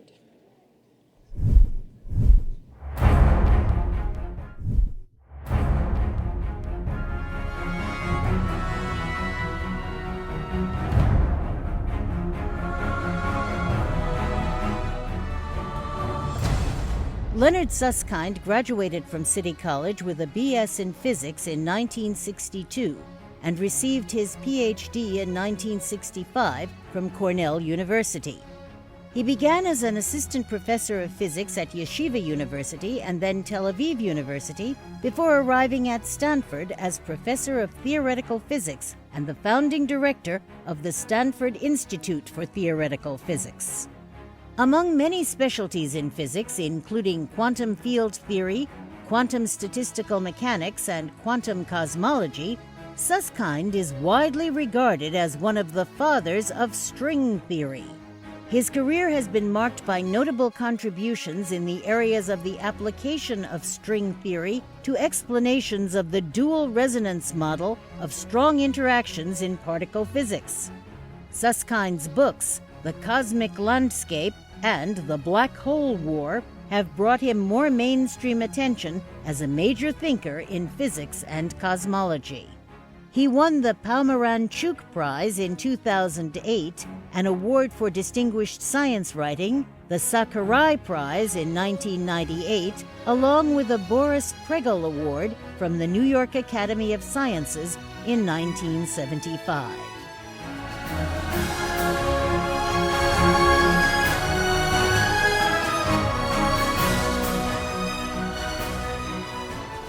It's an honor to be here and receive the Townsend Harris Award. I became a little curious about who Townsend Harris was. Turns out he was a diplomat in the early 1800s who negotiated a treaty with Japan, and an educator. And most interestingly, he was played in a movie by John Wayne. But to me, Townsend Harris always means the college building across from Shepherd Hall, where I learned that something called physics existed. First of all, I want to thank Professor Alexios Polychronakis, himself an eminent theoretical physicist of great accomplishment and a professor at CCNY, for nominating me. Let me tell you a little about myself and my family. I came from an immigrant family who came from Russia, Poland, Lithuania around 1900 to escape the Tsar. They settled in the South Bronx in extreme poverty. My father, Ben, was born in 1906. There was no safety net at that time. And in 1918, when Ben was 11 years old and in the 5th grade, the family was thrown into the street with all their belongings. He had to leave school and go to work as a plumber. Ben was a very strong person and managed to pull his family out of poverty and send his sister to college, Hunter College, by the way. But still, by the time I was a young teen, things were still very tough. At the age of 14, I went to work in the same profession, but I was able to continue in school. I did plumbing in the South Bronx for about 7 years, summers, weekends, after school. But when I was around 16, my father had an idea.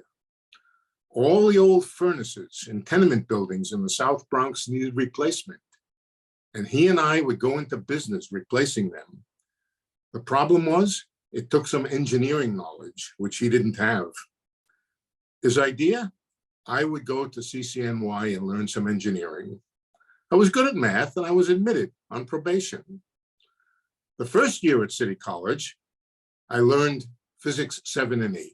I don't know if physics 7 and 8 still exist at the college, but what that was basic elementary physics and calculus. I loved it and I found I was good at it. But by the second year, I ran into some trouble. The trouble was engineering. I was not cut out for engineering. And the specific problem, mechanical drawing. There was a professor of mechanical drawing whose name was Harold Rothbard. We became, incidentally, lifelong friends, but Harold Rothbard came over to my table one day while I was doing mechanical drawing, and he looked at my drawing and he said, "Susskind, I'm going to fail you in this course." And I said, "Well, Professor Rothbard, I can't fail. My father's waiting for me to go into business. I have to become an engineer." And he said, "No, you're not cut out for engineering. I'm looking at your drawing, and all over the place, it's the sloppiest drawing I've ever seen, ink blots all over the place. You can't be an engineer." And I said, "What am I going to do?" I thought, this is it. This is the end. He thinks I'm stupid. I'm not going to be able to come and become an engineer. And he looked at me and he said, "You have the mind of a scientist. You're very smart. You should become a scientist. Don't think about engineering." It was probably the best advice I have ever had from anyone. I went around looking at the various sciences at City College. First, I tried chemistry. To me, science meant chemists in white coats. But the chemistry professor told me, no, you'll have to take an extra 2 years of chemistry. You've never studied chemistry. So I went to the mathematics department and I met a professor, a very famous mathematician by the name of Jesse Douglas. Jesse took me under his wing a little bit, but eventually he also told me, "No, you're very, very smart, but you don't have the mind of a mathematician. You have the mind of a physicist. Go see Harry Sudak in the physics department," which I did. Harry Sudak was a guy from the same background that I came from. He smoked big cigars. He was a legendary professor at City College, and he took me under his wing. Within 6 months, I was hooked. Harry began to explain some things to me. I had assumed that all physics was done a few hundred years ago by Englishmen and Europeans, but Harry explained that physics was far from finished. It was a living, breathing subject with deep mysteries about the nature of the universe. And best of all, I could be part of it. During that period, I had worked out a new way to express some equations. They're called Maxwell equations, to be exact. Harry showed them to another professor, Lawrence Wills, a CCNY professor who was expert at Maxwell's equations, and he got excited. He took me to Columbia and to Princeton to explain my ideas. I was doing a lot of physics at that time, but not making much progress toward a degree. But eventually, with the help of yet another professor, Arthur Bierman, I was admitted to Cornell University as a graduate student. I was a bit lost and homesick when I went to Cornell University. It was the Ivy League. I had come from CCNY, a very, very different kind of institution, and I missed it terribly. I was terribly homesick for CCNY. I would have gone back to CCNY in a flash. But there I was at Cornell, a graduate student. I did well at Cornell. Eventually, I became a professor of theoretical physics. Some would say the professor of theoretical physics at one of the world's great universities, Stanford. I'm old now and have had many experiences, both in the world of science and outside it. But there is no question, the defining period of my career, the inspiration, the open possibility was the time that I spent at CCNY, and I will forever be grateful for that opportunity. I had a student recently, well, not so recently, maybe 15 years ago, whose name was Jonathan, who came from City College, a graduate student who came to Stanford, who came from City College. He also came from a poor family. His father was a New York City cab driver. His mother was from Haiti, when she was a seamstress. Jonathan had made his way through CCNY and studied physics. And when we got to talking, when he came to Stanford, I discovered that his feelings were exactly the same as mine about CCNY, about the opportunity, about the open possibilities. And he loved the institution just as much as I did. I'm not sure how many years, almost 50 years after I had been there. So I think things have not changed, and I'm very glad to hear that. In conclusion, let me thank you for the honor of the Townsend Harris Award. Thank you, everybody. In you, Leonard Susskind, your alma mater has particular reason to rejoice. Us in person tonight, but he is watching from home, so please congratulate him once more via our video platform.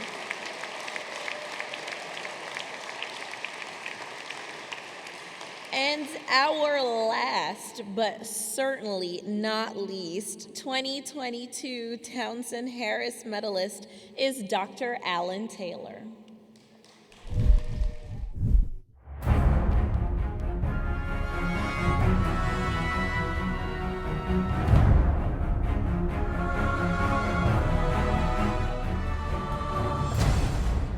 Dr. Alan Taylor graduated with a BS in chemistry from City College in 1967.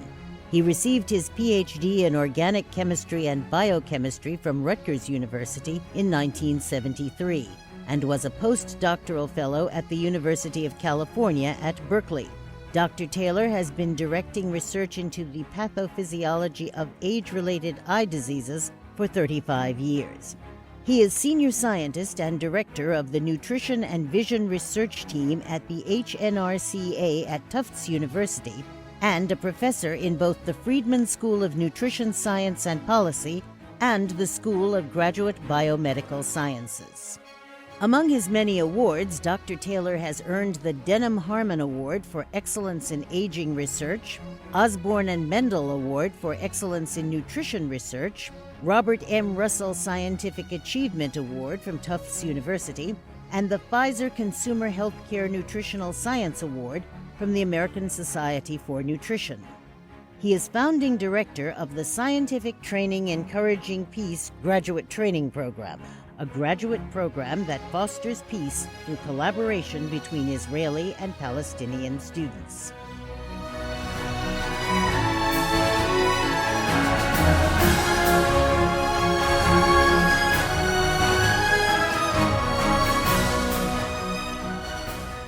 First, let me thank Ruth Stark for nominating me and the organizers and selection committee for bestowing this honor on me. I am truly humbled.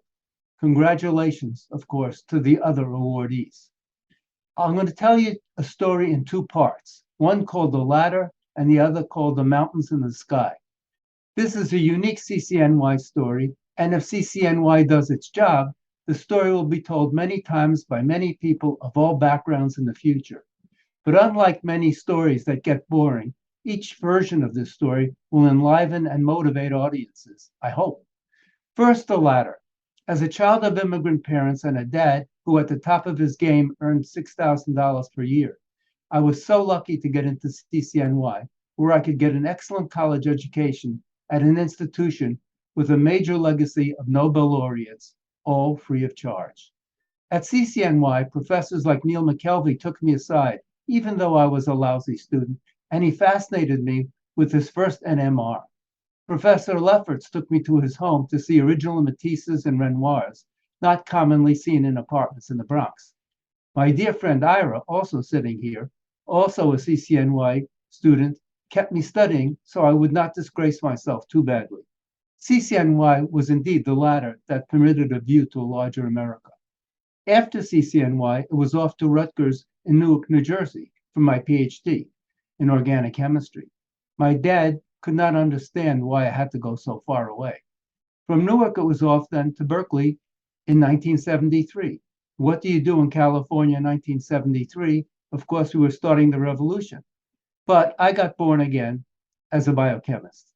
More doors opened and the sky became the limit. My first job was to teach chemistry at Williams College, which you know is in a rather remote part of Massachusetts. We had chickens, we split wood to heat my house, and I did all the country things. But shortly after that, I moved to Harvard and then to Tufts University, where I direct a medical research lab that studies causes and potential new preventatives and treatments for age-related macular degeneration and cataract for the last 40 years. How lucky I am to be at the mountaintop and see our work moving into clinical trials, and the applications will be widespread.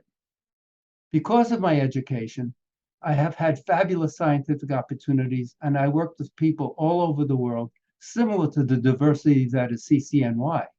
These experiences made me want to give back. So with Kim, my wife, we started Science Training Encouraging Peace. The acronym is STEP.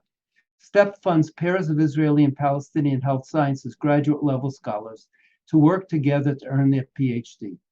Their education enables them to advance their careers, serve their communities, and be examples of how Israelis and Palestinians can work together to create a more reasonable living situation. So again, it is the CCNY spirit that helps us create opportunity and bring diverse people together to take small steps in intractable situations to create big changes. Thank you, Townsend Harris, for creating the Free Academy of New York, CCNY. And thank you, CCNY. In you, Alan Taylor, your alma mater has particular reason to rejoice. Dr. Taylor is here tonight with his wife, Kim. Please join me in congratulating him again.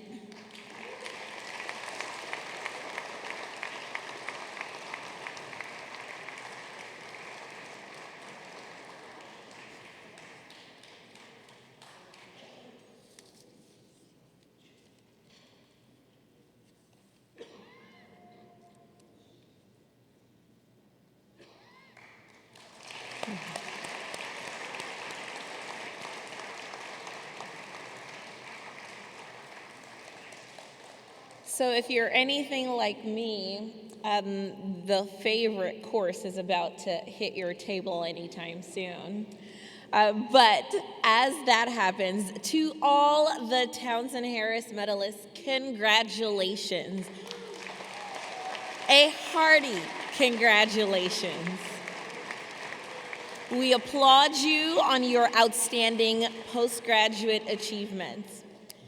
As our caterers bring out dessert, a reminder to everyone that the Townsend Harris Medalist candidates are selected from nominations by a special committee comprised of former recipients of the medal and subject to final approval by the Alumni Association Board of Directors.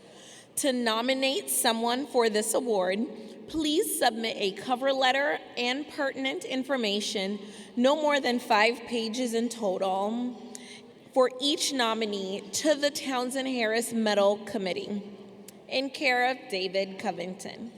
For more information on this award and to view past recipients, please visit the association website, ccnyalumni.org. And now for the Finley Award.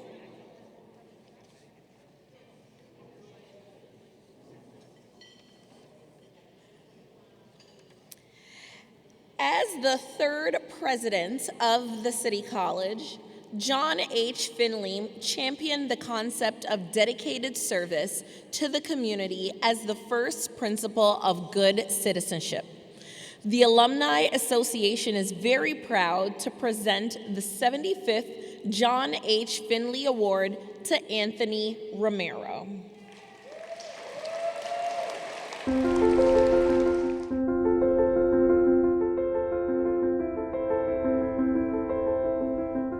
Anthony D. Romero was born in the Bronx to Puerto Rican parents. Mr. Romero was the first member of his family to graduate from high school. He received his BA degree from Princeton University's Woodrow Wilson School of Public and International Affairs in 1987. He received a JD from Stanford University Law School in 1990. He is a member of the New York Bar. He was a Dinkelspiel Scholar at Stanford University, a Kane Scholar at Princeton, and a National Hispanic Scholar at both institutions. Romero started his career at the Rockefeller Foundation, notably leading a foundation review that helped determine future directions in civil rights advocacy.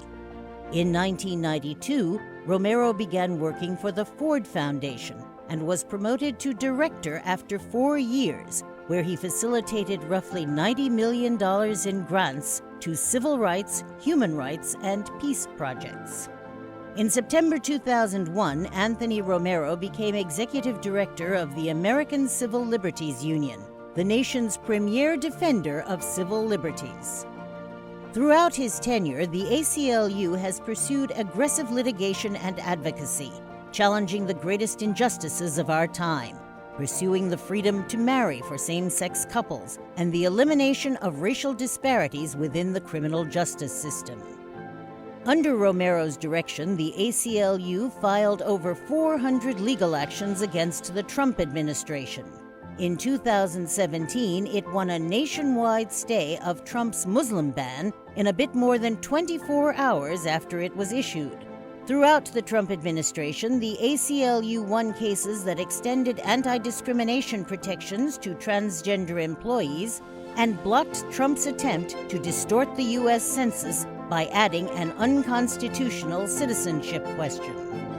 Over the last few years, Romero has overseen the expansion of ACLU's work on state ballot referenda, voter education and turnout, and the launch of an ambitious systemic equality agenda to achieve racial justice. Anthony Romero was named in 2005 one of Time magazine's 25 most influential Hispanics.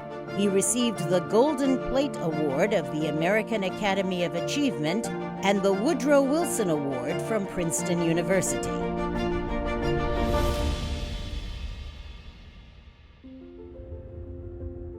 To the stage, Mr. Anthony Romero.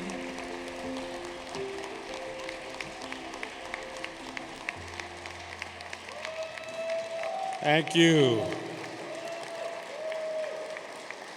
Thank you very much. What a lovely evening. I've been thrilled to be with you tonight. And I want to thank especially the CCNY Alumni Association for hosting this wonderful event and allowing me to be a part of it. I want to thank Dr. Vincent Boudreau for his remarks and his kind welcoming. With this award, I now have an affiliation with 3 of the top universities in that ranking, right? So I have all 3. My grandmother had a saying that when I was a boy, she would say, Antonio, acuérdate que tiene madrina se bautiza. If you have a godmother, you will get baptized. And it was her way of saying to me, like, if you don't have anybody helping you out like I help you out, you're not going to do so well. And my godmother tonight is Yolanda Silvia Escolies, who wrote to me and said, if we were able to give you this award, would you please commit to coming? And I said, I would be delighted. And she's been my friend and my dinner date and my champion, my madrina all night. So thank you, Yolanda. You're very special.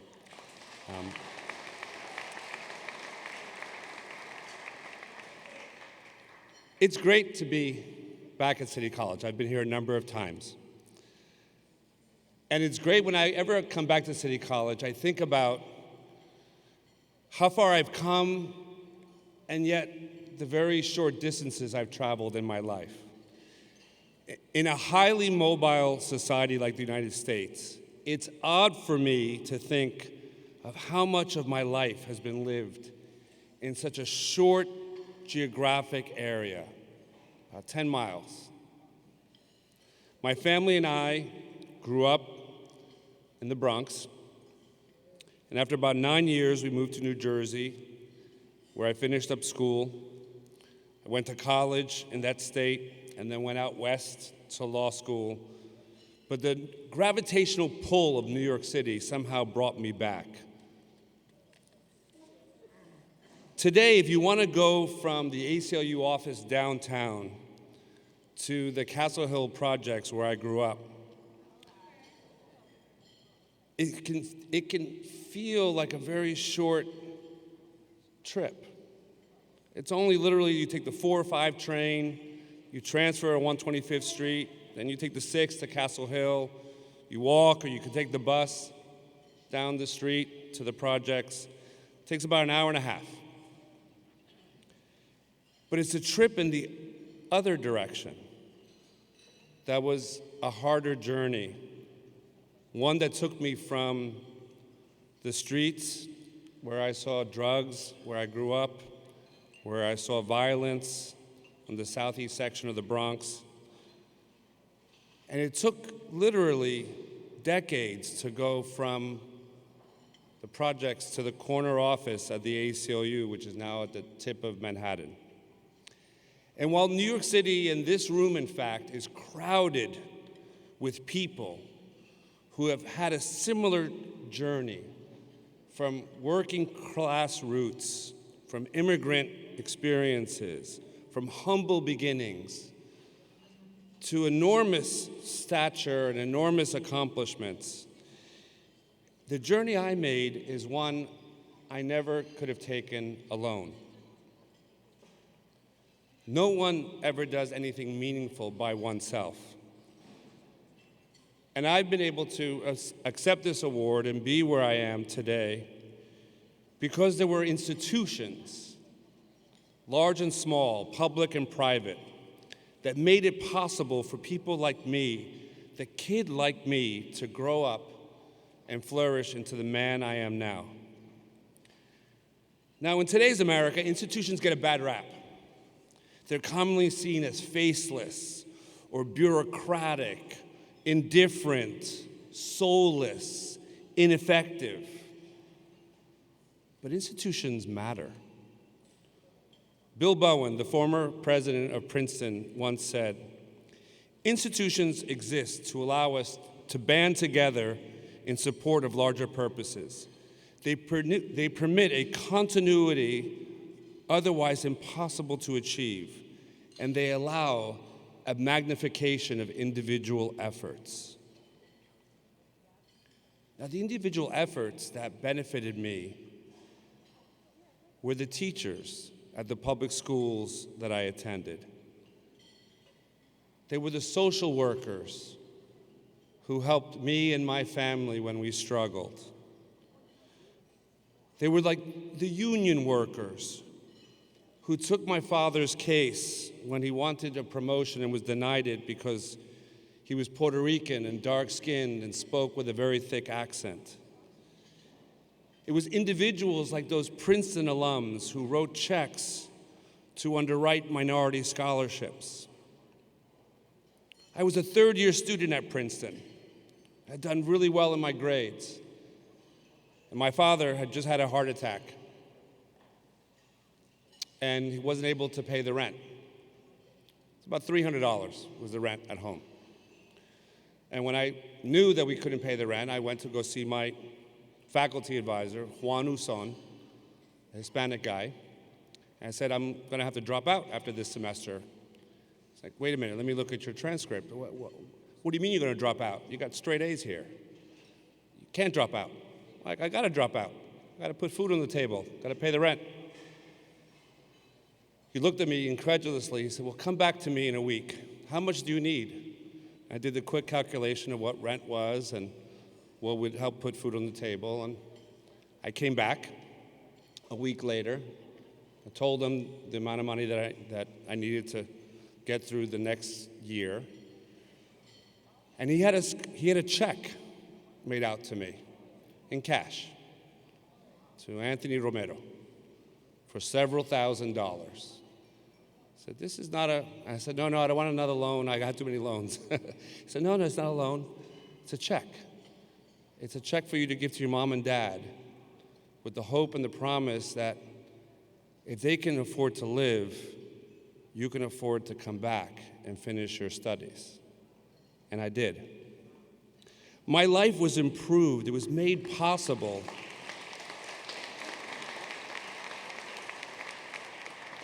My life was made possible because individuals, even strangers, gave of their money to institutions that helped individuals like me.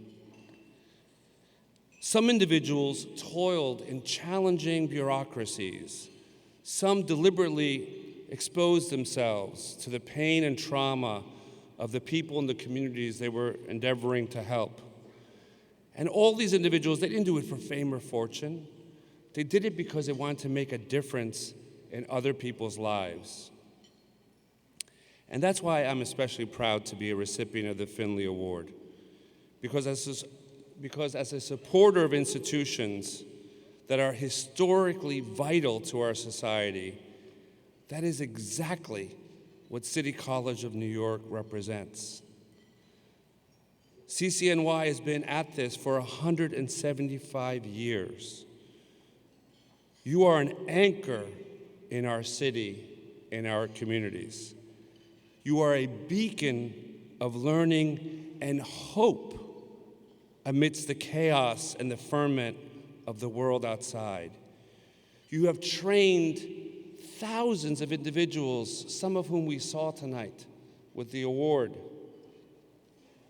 and yet others who've gone on to flourish and be titans of industry, individuals like Herb Sandler and Leon Levy, who I personally came to know, individuals like Gene Neidick and Colin Powell, who I later came to admire, the young students who I had a chance to talk to on a break, who are tomorrow's future leaders. And I think it's important that CCNY remain that type of institution you've always been: compassionate, vital, diverse, vibrant. And I dare say that your mission is challenged by the environment that we all now find ourselves in. Just 3 days ago, the Supreme Court heard arguments in a case that will likely give the green light to an assault on one of the very programs that makes institutions like CCNY possible, the assault on affirmative action.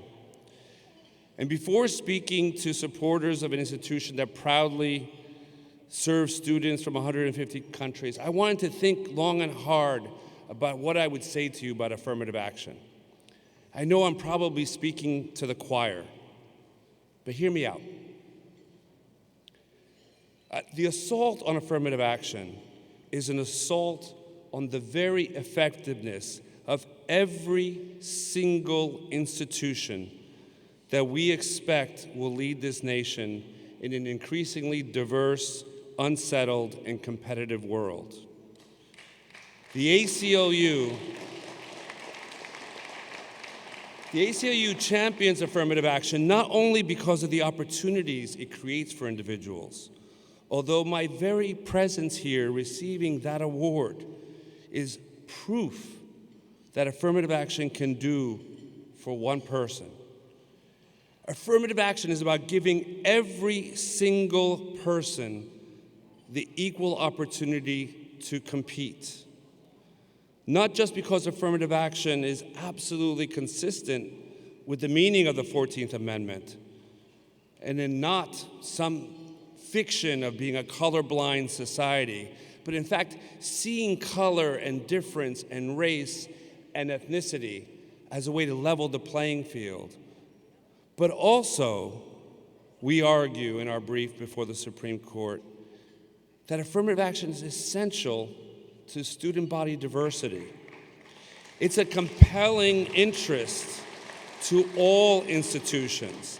The greatest beneficiaries of affirmative action are not the Latino or Black students. It's often the white students who get to benefit from a diverse student body, from diverse perspectives. They benefit because of a robust academic debate and inquiry that is in their classrooms. They're exposed to a broader set of ideas, of experiences, of backgrounds. They're exposed to individuals who will help them chart a course in their life that will be beneficial to them and their families. Now, affirmative action is what allowed me to make that trip from the Castle Hill projects to the corner office at the ACLU. I worked hard every step of the way. I earned my grades. I paid my dues. I had a lot of help from my family and loved ones and colleagues and others. But affirmative action gave me a shot. And that's why I'm unrepentant about being a proud beneficiary of affirmative action. That if I stand here today and I'm honored by you, it is only because you are honoring the efficacy of programs like affirmative action that have leveled the playing field for millions of individuals previous to us and future generations as well. We know it's been documented that affirmative action has practical benefits, that diverse teams do better research, they publish better science, they practice better law. Diverse campuses promote equitable access to the professions while preparing students from all walks of life for an increasingly diverse workforce. And I'm not surprised that CCNY, that has been living this mission and cultivating generations of students from diverse walks of life, finds itself on the top of the 3 rankings of universities. Because you are proof that, in fact, your diverse student body is what makes you so highly effective and so important in our nation's landscape. As we all endeavor to achieve individual success in our respective lives and careers, we also have to think about the ways in which our lives and our trajectories are enhanced by the real-world experiences of knowing what it's like to walk in someone else's shoes, what it's like to know difference, what it's like to understand a bit of struggle. And affirmative action and the presence of people from diverse walks of life helps make sure that we all are more rounded in our understanding of the human experience, that we can understand what it's like to struggle because we can see the struggle of people around us. And I think we all become better individuals as a result of it. I remain confident that individuals like you, organizations like mine, institutions like CCNY will continue to embrace diversity to build a future in which both poor kids from the Bronx and rich kids from the East Side can come together and flourish and learn and grow. I want to thank you for this enormous honor and privilege. Being a member of the City College of New York community means a great deal to me at a time when we must huddle and find our community, support one another, and chart the way forward. Our future is bright. When I look at the room of individuals in this dinner, and when I see the students who grace your halls, our future is bright because we will it so, because we dream it so, and because we build it so. Thank you for that, and thank you for all you do.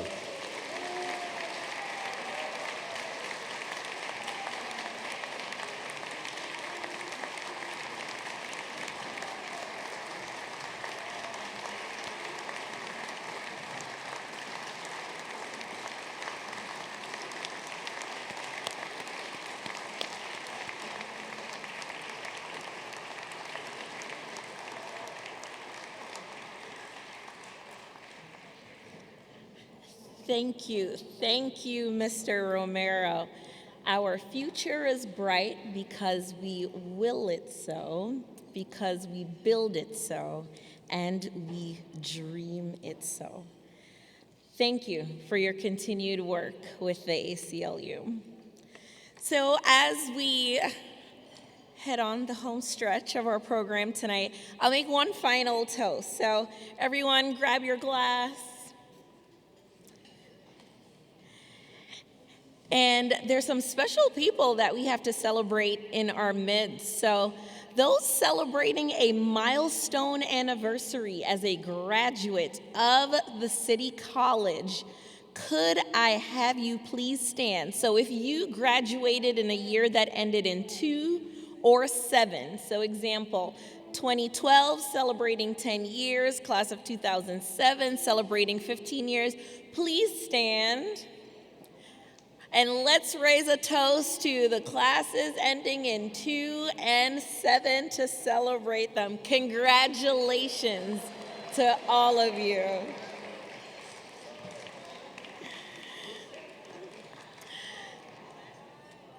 So a few things before we end the evening. The lovely centerpieces tonight were provided by Hidden Spring Lavender Farm, appropriate as our school color is lavender. Each centerpiece is actually 10 bouquets of dried lavender for you to take with you. So once we end the program, feel free to grab 1 bouquet per guest, and it's yours to keep. We also need to give thanks to the generous organizations and individuals who supported this event by purchasing a table or an ad. The staff will bring up all of our underwriters on the screen now, but we wanted to especially thank our PhD level underwriters, Elaine Golding, and the United Federation of Teachers.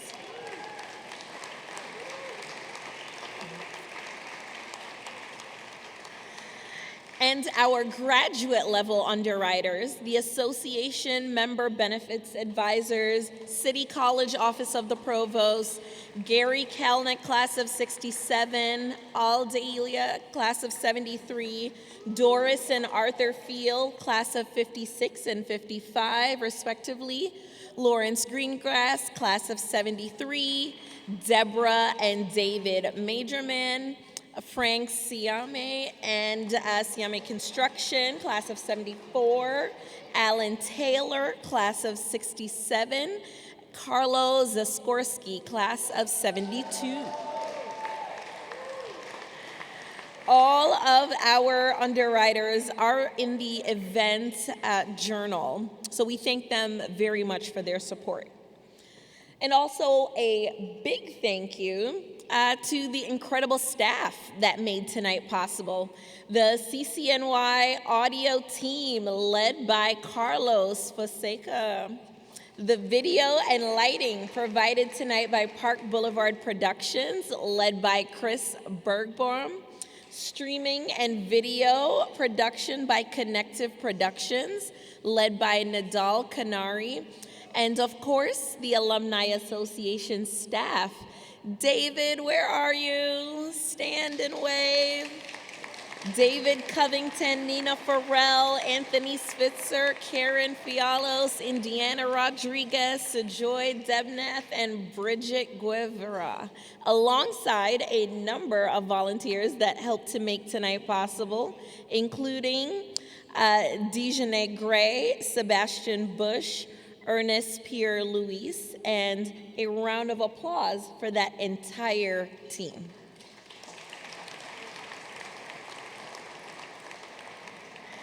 I feel like when you're closing out, you say lastly or in closing or as we wrap up about 10 different times, but I promise you this is like the real time. So a hearty congratulations to the Alumni Association for 170 years of service. This association has been around for, that's a long time. One more clap for them, 170 years as an independent organization because of you, serving alumni financially supported by alumni and directed by alumni. The primary means in which we do this is membership. So without your loyalty and support, we would not be able to continuously provide the valuable benefits and programs that we currently do. So simply put, membership makes what we do possible. All right, membership makes a resounding statement of commitment to the entire CCNY community, connects you to your vast alumni network, strengthens that network through programs. We spoke about our mentoring program earlier today, and communications designed to keep us engaged, as well as fueling our scholarship efforts. So if you need to renew your membership, there is a table in the back. For those of you watching online, ccnyalumni.org. And if you're not even sure if you're a member or not, no worries, we can look that up for you and we can fix that tonight. All right, so this concludes the formal portion of our program. However, you know this is a CCNY event, so we have some incredible musicians who have been working with us today. I'd like to acknowledge them, please. They're a current MISC of CCNY students. Thanks to Professor Michael Holober for curating this group, which consists of Paul Janaszka from Germany on piano. He's a graduate student. Danielle Nagel from the Netherlands. He's on bass, also a graduate student. Finn Beast from Germany on drums, also a graduate student. Aris Dolce, he's an undergrad student on the saxophone from Florida. And vocals, which you are about to hear from a graduate student, Simona Danieli. So you know it's a CCNY event. To close it out, we've got to sing our song. I told you I'm gonna stick to my medicine. My voice isn't ready. So Simona, we invite you to the stage to please lead us in Lavender, My Lavender. And you all have to sing along. Simona, please join us. And you can certainly take it away.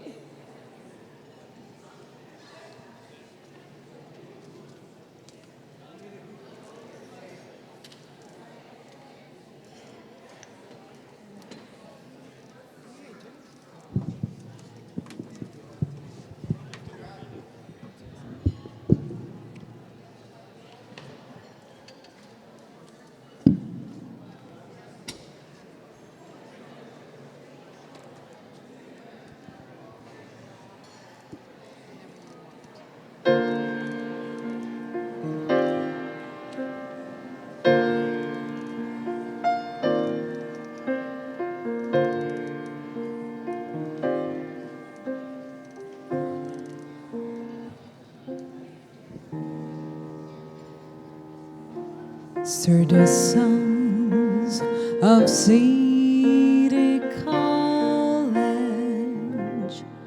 trusty hearts and mighty hands, rally where your streaming banner with its dauntless emblem stands. Send a cheer to heaven ringing, filled with love and fond acclaim, fate and pride in alma mater and her never dying fame. Lavender, my lavender, lavender, my lavender, on the field of life endeavor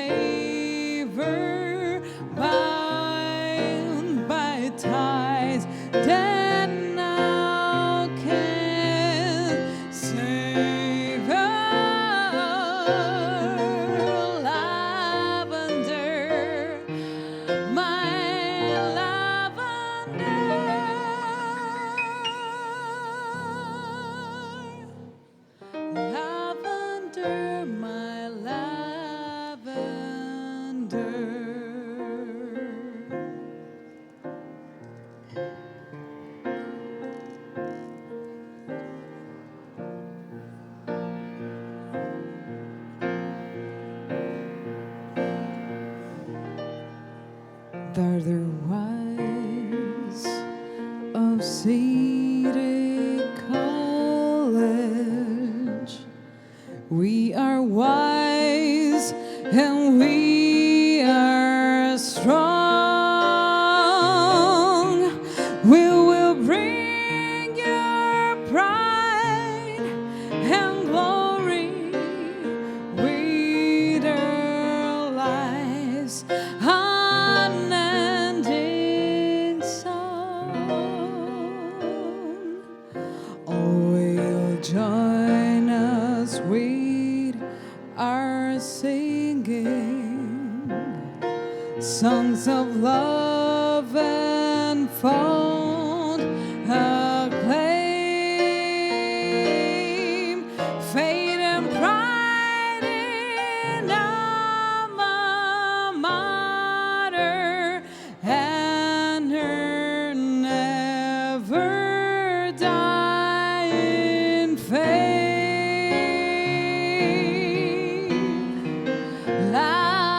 Lavender, my lavender,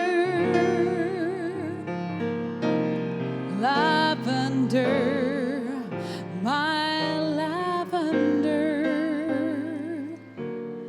On the field of life's endeavor, bound by ties that now can savor, highway alma mater has savor.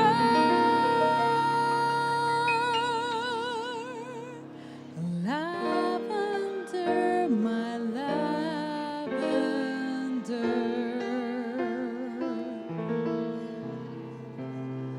Lavender, my lavender.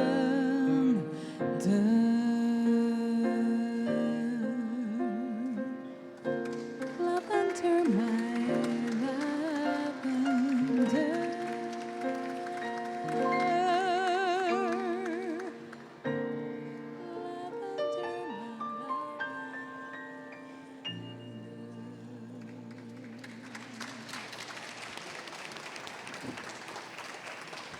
Thank you. Thank you. Thank you to our musicians. And thank you all for coming out this evening. It was my pleasure to serve as your host. Good night, everyone, and please get home safely.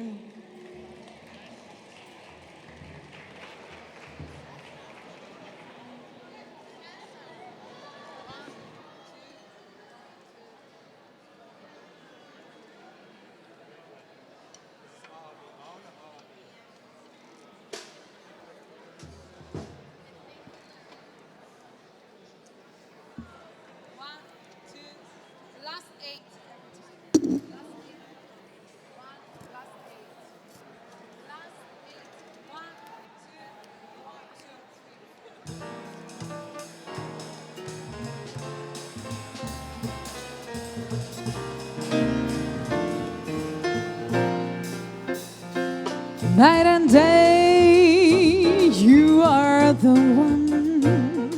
Only you beneath the moon and under the sun. Whether near to me or far, it's no matter, darling, where you are, I think of you. Night and day, day and night, why is it so that this longing for you follows wherever I go? In the roaring traffic's boom, in the silence of my lonely room, I think of you. Night and day, day and night, under the height of me, there's no such a hungry yearning burning inside of me. And this torment won't be true till you let me spend my life making love to you, day and night, night and day.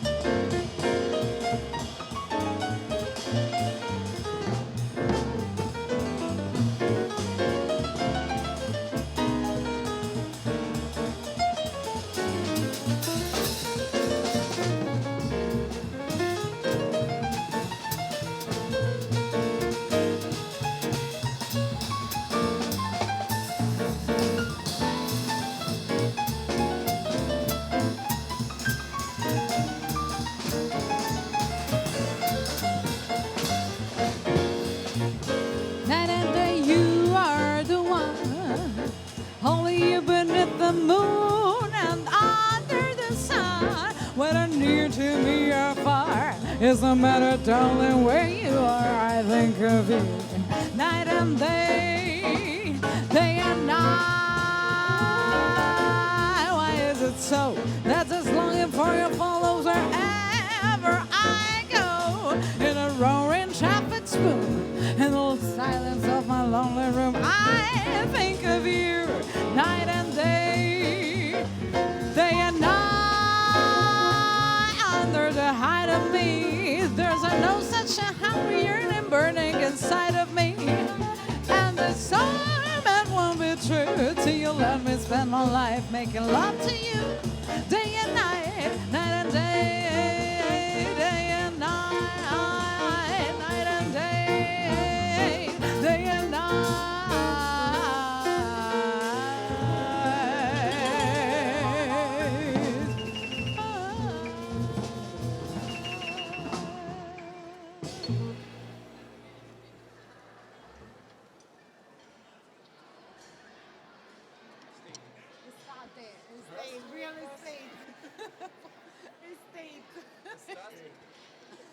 One, two, no. Bossa.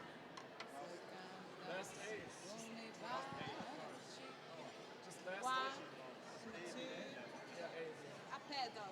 One, two, 1, 2, 3, 4.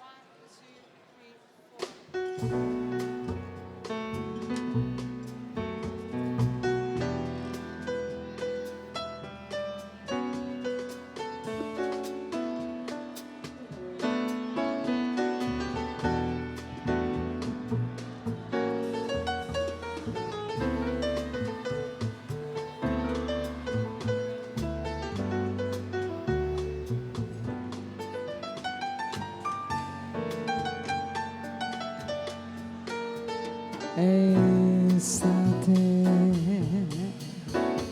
sei calda come i baci che ho perduto,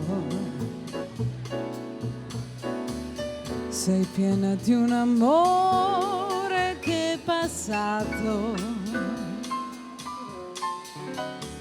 che il cuore mio vorrebbe cancellare.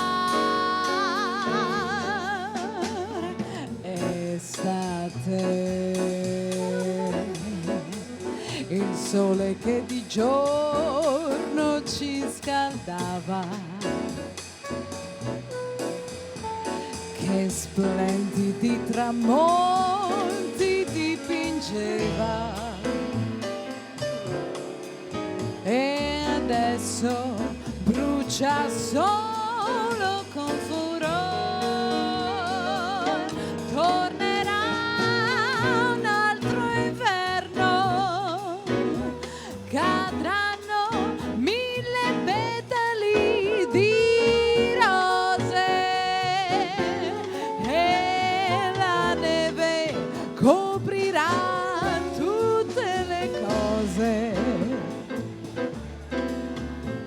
E forse un po' di pace tornerà.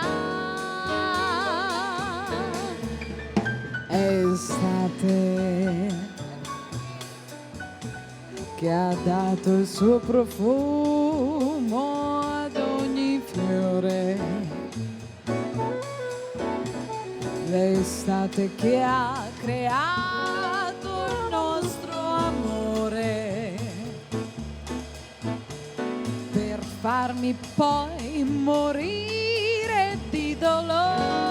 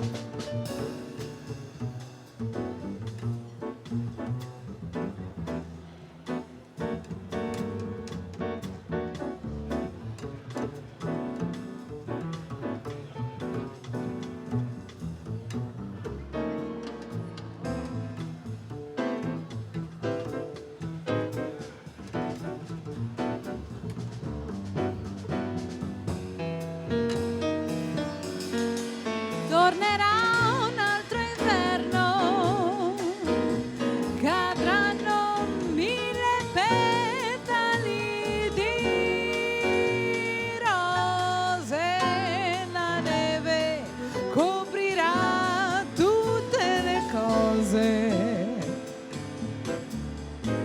e forse un po' di pace tornerà.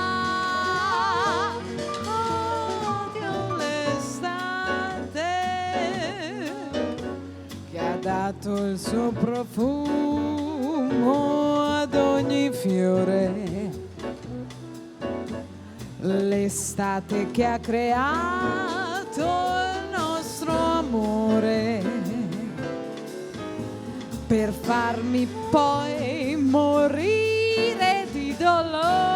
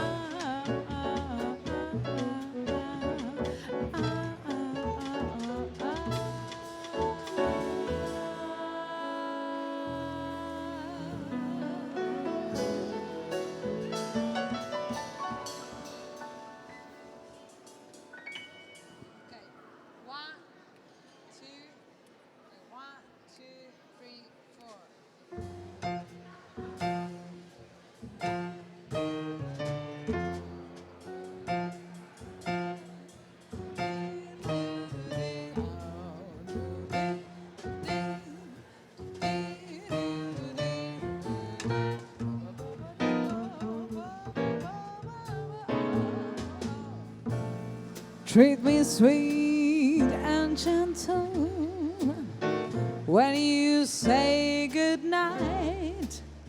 Just squeeze me, but please don't tease me. I get sentimental when you hold me tight. Just squeeze me, but please don't tease me. Missing you since you went away, singing the blues away each day, counting the nights and waiting for you. I'm in a mood to let you know I never knew I loved you so. Please say you love me too. When I get this feeling, I'm in ecstasy, so squeeze me, but please don't tease me.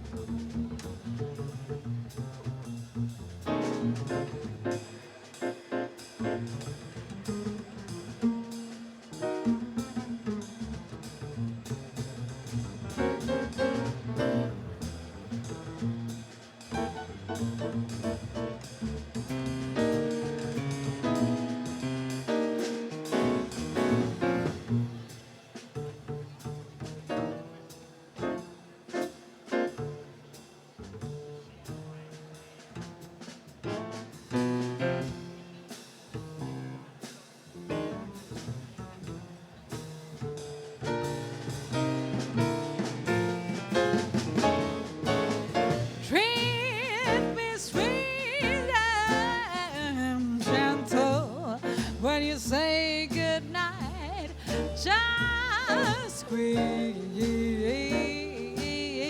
me, but please don't tease me. I get so sentimental when you hold me tight. Just squeeze me, but please don't tease me. Me singing since you went away, singing the blues away each day, counting the nights and waiting for you. I'm in the mood to let you know I never knew I loved you so.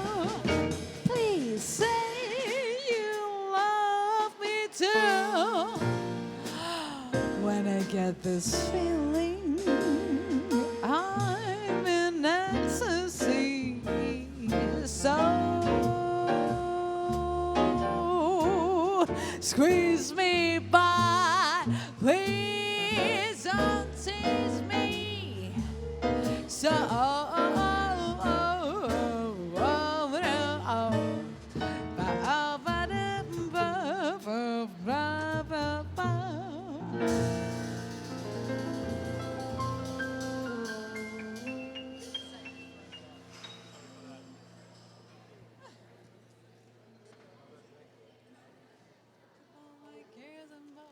one pedal here. 1, 2, 1, 2, 3, 4.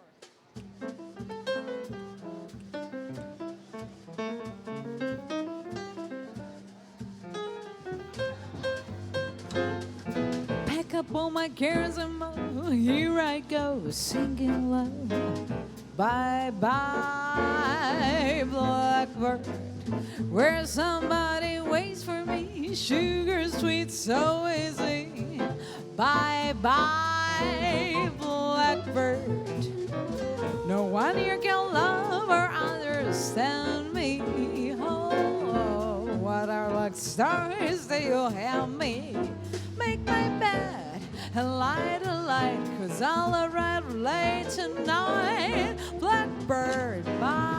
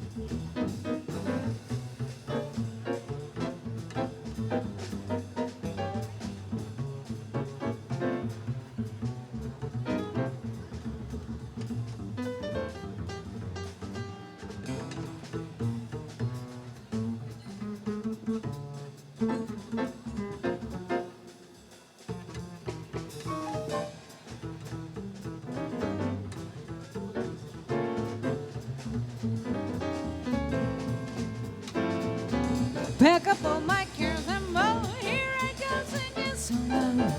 Bye, bye, blackbird, where somebody waits for me. Sure, sweet, so easy. Bye, bye, blackbird. No one you can love or understand me. Oh, what are love stories they'll hand me? Make my bed and light a light. I'll arrive late tonight. Black, black, black, black, black, blackbird. Black, black, black, blackbird. Bye, bye, bye, bye, bye, bye, blackbird.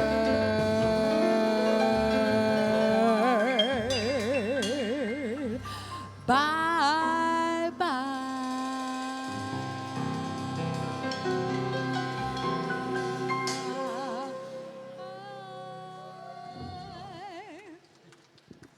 Thank you.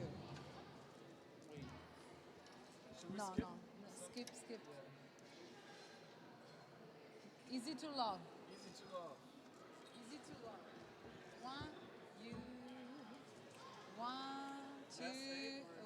two, three, four. Always.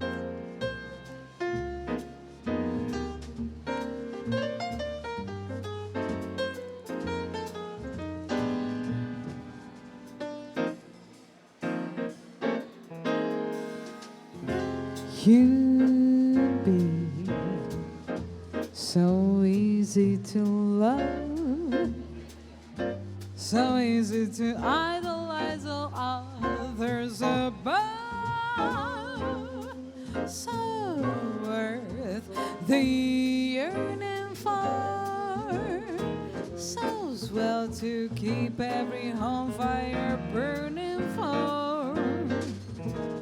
You'd be so grand at the game, so carefree together that it does seem a shame that you can see your future with me, 'cause you'd be oh so easy to love, and you'd be so